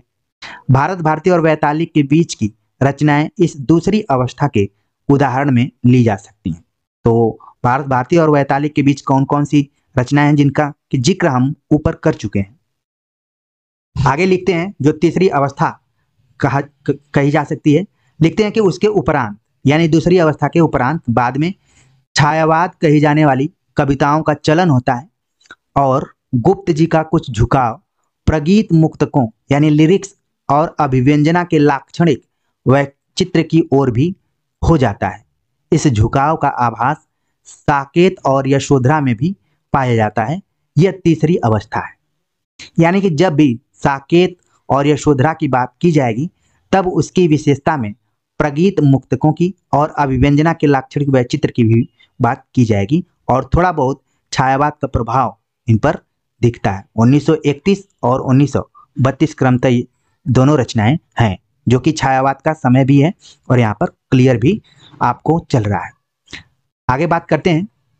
बहुत बड़ी बात फिर से लिख रहे हैं शुक्ल जी, लिखते हैं कि गुप्त जी वास्तव में सामंजस्यवादी कवि हैं, प्रतिक्रिया का प्रदर्शन करने वाले अथवा मद में झूमने वाले कवि नहीं हैं। ये बहुत बड़ी बात यहाँ पर कही गई। अभी तक हम सब सामंजस्यवादी कवि के तौर पर तुलसीदास का नाम लिया करते थे, लेकिन यहाँ पर आप देख रहे हैं कि शुक्ल जी आधुनिक काल में गुप्त जी को भी सामंजस्यवादी कवि के तौर पर देख रहे हैं। ठीक है, सॉरी। आगे वे लिखते हैं, सब प्रकार की उच्चता से प्रभावित होने वाला हृदय उन्हें प्राप्त है। प्राचीन के प्रति पूज्य भाव और नवीन के प्रति उत्साह दोनों इनमें है। इनकी रचना के कई प्रकार के नमूने नीचे दिए जाते हैं और जब इतिहास ग्रंथ आप पढ़ेंगे तो कई पंक्तियां यहाँ पर दी गई हैं। मैंने पंक्तियों को आज प्रयोग के तौर पर कट करके लगाने का प्रयास किया, लेकिन बहुत सारे शब्द कट जा रहे थे, फिर मैंने उसको हाथों से लिखा। लिखते हैं कि क्षत्रिय सुनो अब तो कुयश की कालिमा को मेट दो, निज देश को जीवन सहित तन मन तथा धन भेंट दो। फिर से पढ़ता हूं, क्षत्रिय सुनो अब तो कुयश की कालिमा को मेट दो, निज देश को जीवन सहित तन मन तथा धन भेंट दो। वैश्यों सुनो व्यापार सारा मिट चुका है देश का, सब धन विदेशी हर रहे हैं, पार है क्या क्लेश का। जो कि भारत भारती से उद्धृत किया गया है। ठीक है, भाभा इसको नोट कर सकते हैं, भारत भारती से लिया गया है। यहाँ पर क्षत्रियों को संबोधित किया और वैश्यों को संबोधित किया। इन पंक्तियों को जब आप पढ़ रहे होंगे तो आपको कहीं कहीं भारतेंदु भी याद आ रहे होंगे। कुछ उन्होंने कहा था कि पै धन विदेश चल जाते हैं, यही अति ख्वारी, आवं रोवं मिल भारत भाई। इस तरीके से कविता उन्होंने लिखी है। आगे लिखते हैं कि थे हो और रहोगे जब तुम, थी हूं और सदैव रहूंगी, कल निर्मल जल की धारा सी, आज यहाँ कल वहां बहूंगी। दूती बैठी हूं सजकर मैं, ले चल शीघ्र मिलूं प्रियतम से, थाम धरा धन सब तजकर मैं। ठीक है, तो ये पंक्तियां इनको ध्यान में रखिए। अच्छी आंख मिचौनी खेली, बार बार तुम छिपो और मैं खोजूं तुम्हें अकेली। निकल रही है उर से आ, ताक रहे सब तेरी राह। चातक खड़ा चोंच खोले, संपुट खोले सीप खड़ी, मैं अपना घट लिए खड़ा हूं, अपनी अपनी हमें पड़ी। ये झंकार नाम से जो हमने बताया कि रहस्यवादी जो कविताओं का संग्रह है झंकार, उससे ये सारी पंक्तियां ली गई हैं। पहले आंखों में थे, मानस में कुद मगन प्रिय अब थे, घटना हो चाहे घटा उठन नीचे से नित्य, आती है ऊपर सखी छाकर चंद्रादित्य, इंद्रबधु आने लगी क्यों निज स्वर्ग विहाय, नन्ही दूबों का हृदय निकल पड़ा यह हाय, इस उत्पल से काय में हाय उपल से प्राण, रहने दे वक्त ध्यान ये पावे ये दृग त्राण। आगे की जो पंक्ति है ये कई बार ऐसे लगता है कि ये महादेवी वर्मा की पंक्ति है, लेकिन आपको मैथिली शरण गुप्त को ध्यान में रखना है। वेदने तू भी भली बनी, ठीक है, क्योंकि बताया गया है कि ये भी थोड़ा सा विरह वेदना और रहस्यात्मक ढंग की कविताएं लिखते थे। तो ये वेदना शब्द देखने से आपको ये न लगे कि ये महादेवी वर्मा का है, बल्कि मैथिली शरण गुप्त का है। वेदने तू भी भली बनी, पाई मैंने आज तुझी में अपनी चाह धनी, अरी वियोग समाधि अनोखी, तू क्या ठीक ठनी, अपने को प्रिय को जगती को देखूं खींची तनी। हाँ, मेरे कुंजों का कूजन रोकर निराश होकर सोया, वह चंद्रोदय उसको उड़ रहा है, धवल वसन सा धोया। सखी निरख नदी की धारा, ढलमल ढलमल चल चल चल चल झलमल झलमल तारा। निर्मल जल अंतस्थल करके उछल उछल कर छल छल करके। ये एक बार पूछा जा चुका है कि ढलमल ढलमल चल चल चल चल ये किस रूप में आया हुआ है। आप देखेंगे प्रीवियस ईयर के क्वेश्चन पेपर को, तो एक बार सवाल में आया है। ठीक है। थल थल तर तर के कल कल धर के विखराती है पारा। जैसा कि मैंने बताया कि मैथिली शरण गुप्त को दो जगहों पे उल्लेखित किया गया है, तो एक जगह बहुत ही छोटा सा उल्लेख किया गया है आगे ही इसके, उसमें बताया गया कि गुप्त जी की नक्षत्र निपात सन 1914, अनुरोध सन 1915, पुष्पांजलि 1917, स्वयं आगत 1958, यहाँ पर 98 दिया हुआ है, तो 1918 इत्यादि कविताएं ध्यान देने योग्य हैं। पुष्पांजलि और स्वयं आगत की कुछ पंक्तियां आगे देखिए, तो इसको इस दृष्टि से आप देखिए कि ये भी रचनाएं मैथिली शरण गुप्त की ही हैं। मान लीजिए पुष्पांजलि आ जाता है तो हमें घबराने की जरूरत नहीं है, ये सब मैथिली शरण गुप्त की बात की कुछ जो छिटपुट रचनाएं हैं वो हैं। कुछ यहाँ पर पंक्तियां दी गई हैं जिनको कि हम ध्यान में रख सकते हैं।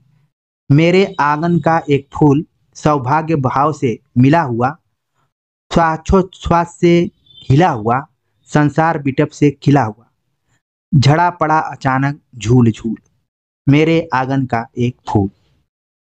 इसी में दूसरी पंक्ति है, तेरे घर के द्वार बहुत हैं, किससे होकर आऊं मैं, सब द्वारों पर भीड़ बड़ी है, कैसे भीतर जाऊं मैं।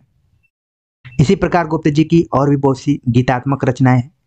निकल रही है उर से आ, ताक रहे हैं सब तेरी राह, चातक खड़ा चोंच खोले है, संपुट खोल सीप खड़ी है, मैं अपना घर लिए खड़ा हूं, अपनी अपनी हमें पड़ी। तो ये सारी पंक्तियां आपने देखी, और आचार्य रामचंद्र शुक्ल के दृष्टि में मैथिली शरण गुप्त को हमने विस्तार से देखा। उनकी रचनाओं के दृष्टिकोण से मैथिली शरण गुप्त के ऊपर विशेष जो कथन रहे हैं पंक्तियों के हिसाब से, तो मोटे तौर पर साकेत भारत भारती को भी कवर करने का प्रयास किया। उम्मीद है कि ये सभी लेक्चर या ये सभी बातें आप सभी को अच्छी लगी होंगी। अगले कवि हैं पंडित रामचरित उपाध्याय।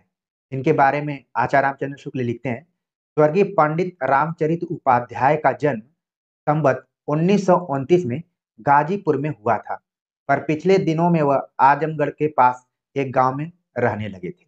कुछ वर्ष हुए उनका देहांत हो गया। वे संस्कृत के अच्छे पंडित थे और पहले पुराने ढंग की हिंदी कविता की ओर रुचि थी। पीछे सरस्वती में जब खड़ी बोली की कविताएं निकलने लगी, तब वे नए ढंग की रचना की ओर बढ़े और द्विवेदी जी के प्रोत्साहन से बराबर उक्त पत्रिका में अपनी रचनाएं भेजते रहे।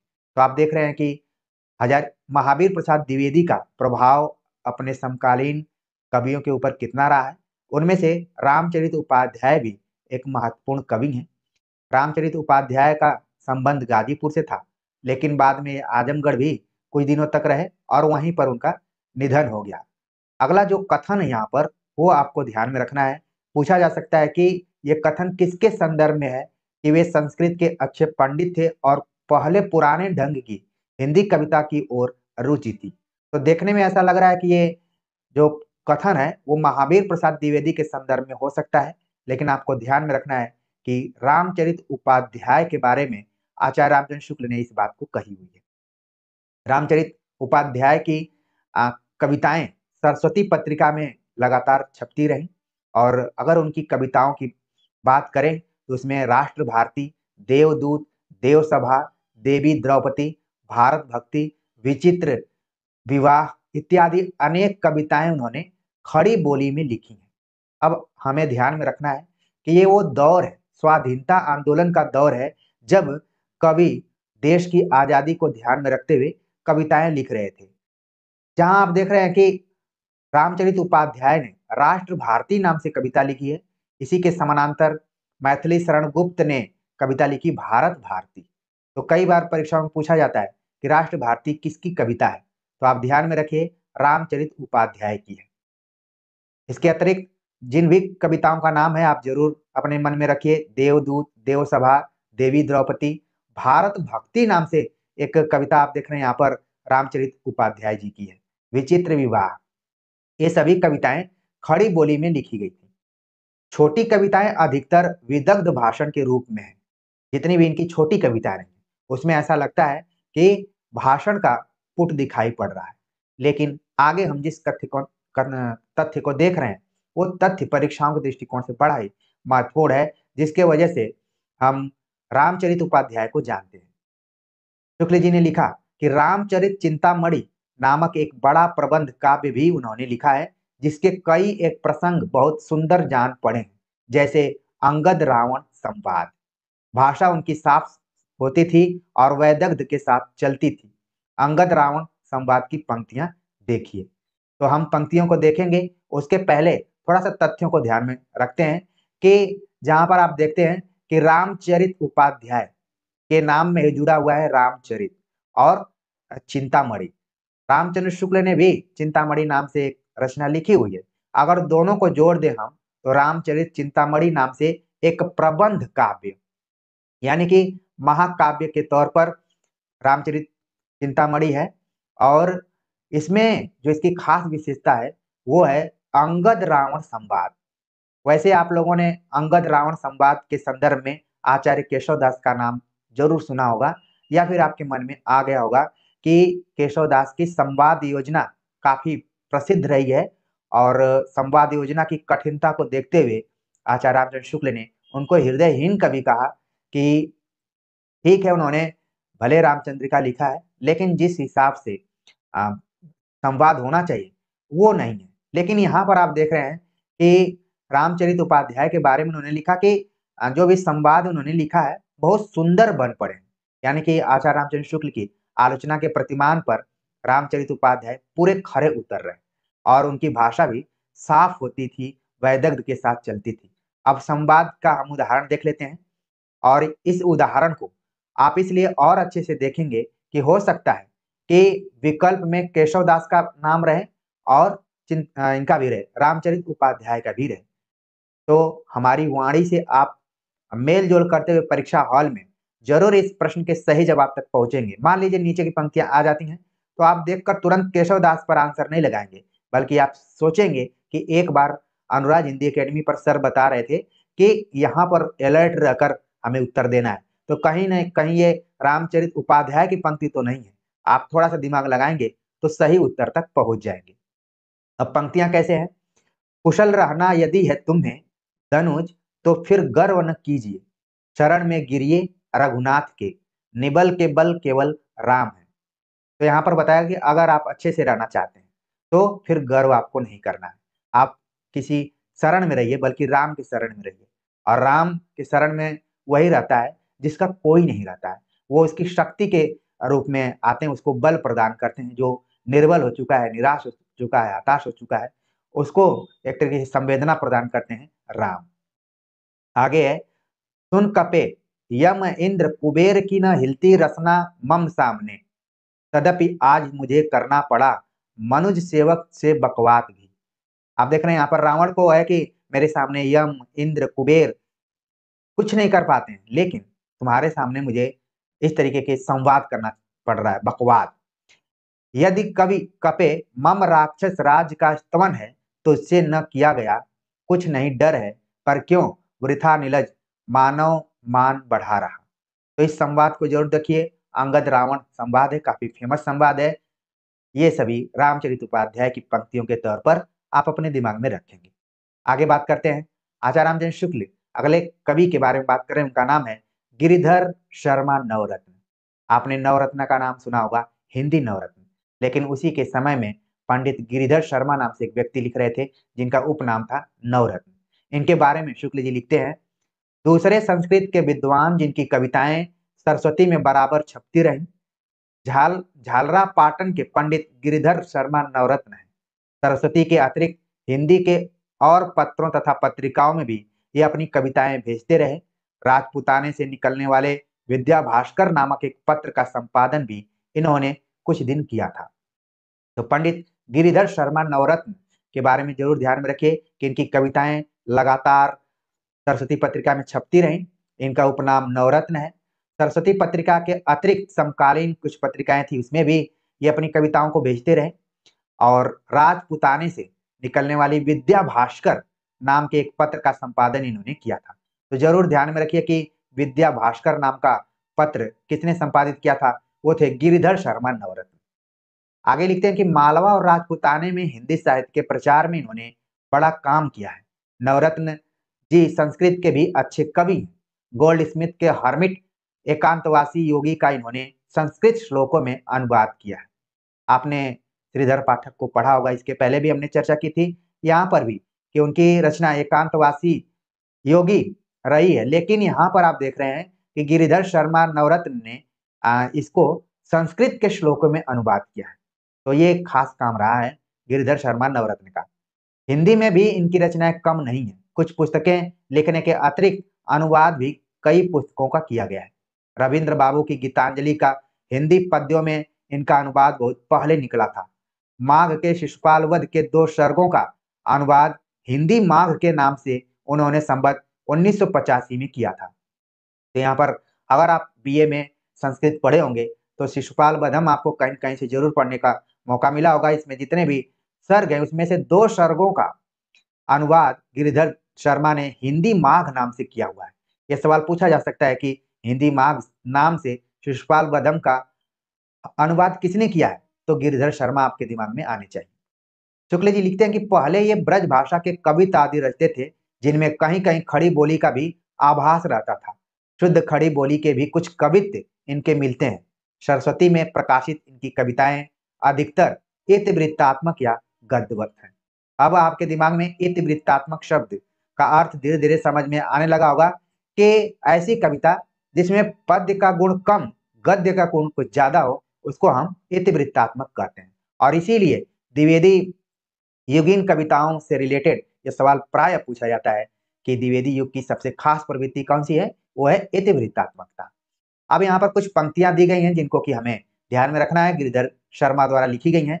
मैं जो नया ग्रंथ विलोकता हूँ, भाता मुझे सो नव मित्र सा, देखूं उसे मैं नित बार बार, मानो मिला मित्र मुझे पुराना। ब्राह्मण तजो पुस्तक प्रेम आप, देता अभी हूँ यह राज्य सारा, कहे मुझे यूं यदि चक्रवर्ती, ऐसा न राजन कहिए कहूं मैं। तो यहाँ पर आप देख रहे हैं कि ये पंक्तियां इतिवृत्तात्मक रूप में ही है। हालांकि लग रहा है कि हम कोई गद्य में बात कर रहे हैं, बस इसमें तुकबंदी आपको ज्यादा दिखाई पड़ेगी। आगे शुक्ल जी लिखते हैं अगले कवि के बारे में जिनका नाम है पंडित लोचन प्रसाद पांडे। लोचन प्रसाद पांडे के बारे में लिखते हुए शुक्ल जी बताते हैं कि पांडे जी बहुत छोटी अवस्था से कविता करने लगे थे। संवत 1962 से इनकी कविताएं सरस्वती तथा और मासिक पत्रिका में निकलने लगी थी। इनकी रचनाएं कई ढंग की हैं, कथा प्रबंध के रूप में भी और फुटकल प्रसंग के रूप में भी। यानी 2 तरीके की कविताएं लोचन प्रसाद पांडे कर रहे थे। एक तो कथा प्रबंध के रूप में जिसमें कि इतिवृत्तात्मकता का भाव दिखलाई पड़ता था, और दूसरा फुटकल प्रसंग के रूप में जो कि थोड़ा सा परंपरा से हटके। चित्तौड़ के भीम सिंह की अपूर्व स्वत्व त्याग की कथा नंददास की रास पंचाध्यायी के ढंग पर इन्होंने लिखी है। अब आप देख रहे हैं कि चित्तौड़ के जो भी राजा रहे भीम सिंह, उनके अपूर्व स्वत्व त्याग की कथा नंददास की पंचाध्यायी पर लिखने का प्रयास लोचन प्रसाद पांडे ने किया था। लेकिन लोचन प्रसाद पांडे जिस वजह से जाने जाते हैं वो रचना है मृगी दुख मोचन। मृगी दुख मोचन जरूर ध्यान में रखिए। इसमें उन्होंने खड़ी बोली के सवैयों में एक मृगी का अत्यंत दारुण परिस्थिति का वर्णन सरस भाषा में किया है, जिसमें पशुओं तक पहुंचने वाली इनकी व्यापक और सर्वभूत दयापूर्ण काव्य दृष्टि का पता चलता है। अभी तक जितने कवियों को हमने देखा सभी की कविताओं में मनुष्य और प्रकृति केंद्र में रहे, लेकिन यहाँ पर लोचन प्रसाद पांडे को आप देख रहे हैं कि इनकी कविता में मृगी को केंद्र में रखा गया है, उसके अत्यंत दारुण चरित्र को दिखलाया गया है। और देखा जाए तो इस तरीके से लोचन प्रसाद पांडे का जो पशुओं के प्रति प्रेम है वो दिखाई पड़ रहा है। शुक्ल जी लिखते हैं कि इनका हृदय कहीं कहीं पेड़ पौधों तक की दशा का मार्मिक अनुभव करता पाया जाता है। यह भावुकता इतनी इनकी अपनी है। भाषा की गद्यवत सरल सीधी गति उस रचना प्रवृत्ति का पता देती है जो द्विवेदी जी के प्रभाव से उत्पन्न हुई थी, पर इनकी रचनाओं में खड़ी बोली का वैसा स्वच्छ और निखरा रूप नहीं मिलता जैसा गुप्त जी की उस समय की रचनाओं में मिलता है। कुछ पंक्तियां उद्धृत हैं। पंक्तियों पर बात करूं इसके पहले आपको ध्यान में रखना है कि लोचन प्रसाद पांडे जिनकी कविताओं के केंद्र में पशु और प्रकृति दोनों है, लेकिन अगर हम खड़ी बोली की बात करें तो उस तरीके का इनका रूप नहीं दिखलाई पड़ता है जैसा कि मैथिली शरण गुप्त की रचनाओं में दिखाई पड़ता है। इससे यह पता चलता है कि महावीर प्रसाद द्विवेदी से प्रभावित होकर बहुत सारे लोग कविता के क्षेत्र में आए और कविता की भाषा के रूप में खड़ी बोली को उन्होंने अपनाया, लेकिन जिस तरीके से सफलता मैथिली शरण गुप्त को मिली शायद उनमें से किसी और को मिली। और जाहिर सी बात है कि कहा जा सकता है कि एक ही शिक्षक के अनेक विद्यार्थी होते हैं, लेकिन उसमें से कुछ ही विद्यार्थी होते हैं जो कि बहुत अच्छा करते हैं। तो मैथिली शरण गुप्त पर महावीर प्रसाद द्विवेदी का कुछ ज्यादा ही प्रभाव दिखलाई पड़ता है, उनके अच्छे शिष्यों में से एक रहे। अब पंक्तियों को हम देखते हैं जो कि मृगी दुख मोचन से उद्धृत की गई हैं। आप देखेंगे तो ऐसा लगेगा कि जो मृग हैं उनका जीवन कैसा है, उनकी दिनचर्या कैसी है। चढ़ जाते पहाड़ों में जाके कभी, कभी झाड़ों के नीचे फिरे बिचरे, कभी कोमल पत्तियां खाया करें, कभी मीठी हरी हरी घास चरें, सरिता जल में प्रतिबिंब लखे निज, शुद्ध कहीं जलपान करें, कहीं मुग्ध हो झरझर निर्झर से, तरुकुंज में जा तप ताप हरें, रहती जहां शाल रसाल तमाल के, पादपों को अतिछाया घनी, चर के तृण आते थके वहां बैठते थे मृग और उसकी घरनी। घरनी मतलब मृगी के लिए यहाँ पर प्रयोग किया गया है। पगुराते हुए दृग मुदे हुए वे मिटाते थकावट थे अपनी, खुर से कभी कान खुजाते कभी सिर सिंह पैर धारते थे टहनी। तो ऐसा लग रहा है कि लोचन प्रसाद पांडे ने बड़ी ही सूक्ष्म नजरिए से मृगों के जीवन को देखा है। ऐसा लग रहा है कि मृग अपनी क्रिया कर रहे हैं और वहां पर लोचन प्रसाद पांडे बैठे हुए हैं और देख रहे हैं। तो ये है मृगी दुख मोचन। आगे कुछ और पंक्तियां हैं। सुमन विटप वल्ली काल की क्रूरता से, झुलस रही थी ग्रीष्म की उग्रता से, उस कुसमय में हा भाग्य आकाश तेरा, आई नव लतिके था घोर आपत्ति घेरा, अब तब बुझता था जीवना लोक तेरा, यह लख उर होता दुख से दग्ध मेरा। तो इन पंक्तियों को बिल्कुल आप ध्यान में रखिए कि सब लोचन प्रसाद पांडे द्वारा लिखी गई पंक्तियां हैं। आगे बात करते हैं। आचार्य रामचंद्र शुक्ल लिखते हैं कि इन प्रसिद्ध कवियों के अतिरिक्त और न जाने कितने कवियों ने खड़ी बोली में फुटकल कविताएं लिखी जिन पर द्विवेदी जी का प्रभाव स्पष्ट झलकता था। ऐसी कविताओं से मासिक पत्रिकाएं भरी रहती थीं। जो कविता को अपने से दूर की वस्तु समझते थे वे भी गद्य में चलने वाली भाषा को पदबद्ध करने का अभ्यास करने लगे। उनकी रचनाएं बराबर प्रकाशित होने लगी।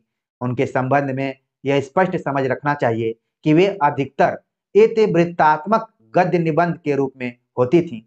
फल यह हुआ कि काव्य प्रेमियों को उसमें काव्य तत्व नहीं दिखाई पड़ता था और ये खड़ी बोली की अधिकांश कविता को तुकबंदी मात्र समझने लगे थे। आगे देख रहे हैं आप कि किस तरीके से महावीर प्रसाद द्विवेदी का प्रभाव द्विवेदी युगीन कवियों पर दिखाई पड़ता है कि अब वो उनसे प्रभावित होकर खड़ी बोली में कविता लिखना शुरू कर देते हैं। जिनका रुझान कविता के तरफ नहीं था वो भी कविता लिखना शुरू किए। जो पहले गद्य लिखते थे वो भी पद्य के तरफ मुड़ गए। लेकिन अगर मोटे तौर पर देखें तो ज्यादातर जो कविताएं थी वो सभी कविताएं इतिवृत्तात्मक थी। जैसा कि मैं पीछे अभी कह रहा था कि परीक्षाओं में बहुत बार सवाल पूछा जाता रहा है कि किस युग की खास विशेषता है इतिवृत्तात्मक। तो अब आप अपने दिमाग में पूरा रख लिए होंगे कि वो द्विवेदी युग है। और इतिवृत्तात्मकता का अर्थ आप देख रहे हैं कि कई बार कवि तुकबंदी का प्रयोग करके उसको कंप्लीट करते थे। आजकल भी हम देखते हैं कि बहुत सारे ऐसे कवि आपको मिल जाएंगे सोशल मीडिया पर इधर उधर कि वो केवल अपनी कविताओं में तुकबंदी से कई बातें कह देते हैं। तो अक्सर तुकबंदी को कविता का मुख्य लक्षण नहीं माना जाता है। ये माना जाता है कि बस ये सपाट बयानी और तुक मिलाने के लिए किया जाता है। हालांकि आप कबीर के दोहों को देखेंगे, रहीमन के दोहों को देखेंगे तो कहीं न कहीं उसमें तुकबंदी एक खास विशेषता के रूप में आती है। लेकिन यहाँ पर जब खड़ी बोली में लिखा जा रहा है तो काव्य तत्व के रूप में तुकबंदी को थोड़ा-सा हल्का-सा सतहीपन माना जा रहा है। शुक्ल जी लिखते हैं कि आगे चलकर तृतीय उत्थान में इस परिस्थिति के विरुद्ध गहरा प्रतिवर्तन रिएक्शन हुआ। यानी कि जब तीसरा उत्थान शुरू हुआ तो द्विवेदी योगीन कविताओं की प्रतिक्रिया में तमाम वाद शुरू हुए और यहीं से हिंदी साहित्य में वादों की शुरुआत होती है। जैसे कि द्विवेदी युग के प्रतिक्रिया में शुरू हुआ छायावाद, छायावाद की प्रतिक्रिया में शुरू हुआ प्रगतिवाद, प्रगतिवाद के प्रतिक्रिया में शुरू हुआ प्रयोगवाद और प्रयोगवाद की प्रतिक्रिया में शुरू हुई कविता नई कविता। तो आप देख रहे हैं कि ये किस तरीके से रिएक्शन क्रिया प्रतिक्रिया के माध्यम से वादों का जन्म होता गया और हम उसको हिंदी साहित्य में पढ़ते गए। तो देखा जाए तो वर्तमान दौर भी प्रतिक्रियावादी दौर ही है कि क्रिया प्रतिक्रिया का दौर चलता है। कोई अगर कोई बात कहता है तो तुरंत कोई उसको रिएक्ट करता है, फिर उसके रिएक्शन में बात आती है। ऐसे धीरे-धीरे चिंतन मनन आगे बढ़ता जाता है। शुक्ल जी लिखते हैं यहाँ तो उन कवियों का उल्लेख हुआ जिन्होंने द्विवेदी जी के प्रोत्साहन से अथवा उनके आदर्श के अनुकूल रचनाएं की। यानी कि अभी तक इस वीडियो लेक्चर में ऐसे कवियों का जिक्र हमने किया है कि जो द्विवेदी जी से प्रभावित थे और वो मानते थे कि जो कुछ है वो द्विवेदी जी हैं, वो जैसा कहेंगे वैसा हम लिखेंगे। लेकिन इनके अतिरिक्त कुछ स्वतंत्र रूप से चलने वाले कवि थे जो अपने हिसाब से कविताएं लिखते थे। लिखते हैं शुक्ल जी की पर इस द्वितीय उत्थान के भीतर अनेक ऐसे कवि भी बराबर अपनी वाग्धारा बहाते रहे जो अपना स्वतंत्र मार्ग पहले से निकाल चुके थे और जिन पर द्विवेदी जी का कोई विशेष प्रभाव नहीं दिखलाई पड़ता है और इतिहास में उनको द्विवेदी मंडल से बाहर के कवि के तौर पर हम देखते हैं क्योंकि उनका रास्ता था स्वतंत्र तरीके से और वो द्विवेदी जी के प्रभाव में नहीं आए। उनके अंदर से जो भी कविता का भाव निकला प्रतिभा के हिसाब से, व्युत्पत्ति के हिसाब से या फिर अभ्यास के हिसाब से वो कविताएं लिख रहे थे और कविताओं का विषय वस्तु खुद से चुन रहे थे। लेकिन इसी के समानांतर द्विवेदी जी के प्रभाव में आकर बहुत सारे कवि कविताएं लिख रहे थे जिसमें कि हमने करीब 7-8 कवियों के बारे में पढ़ लिया है। तो प्रिय विद्यार्थियों, उम्मीद है कि इस वीडियो लेक्चर के बहाने आपने द्विवेदी युगीन हिंदी कविता को अच्छे से समझ लिया होगा और कविता के विषय वस्तुओं को समझ लिया होगा, शिल्प विधान को समझ लिया होगा और परीक्षाओं से रिलेटेड जिस तरीके से क्वेश्चन पूछे जाते हैं वो सारी चीजें आपके दिमाग में बैठ गई होंगी। तो आप सभी के कमेंट्स का मुझे इंतजार रहेगा। मिलते हैं एक नए टॉपिक के साथ, तब तक के लिए नमस्कार।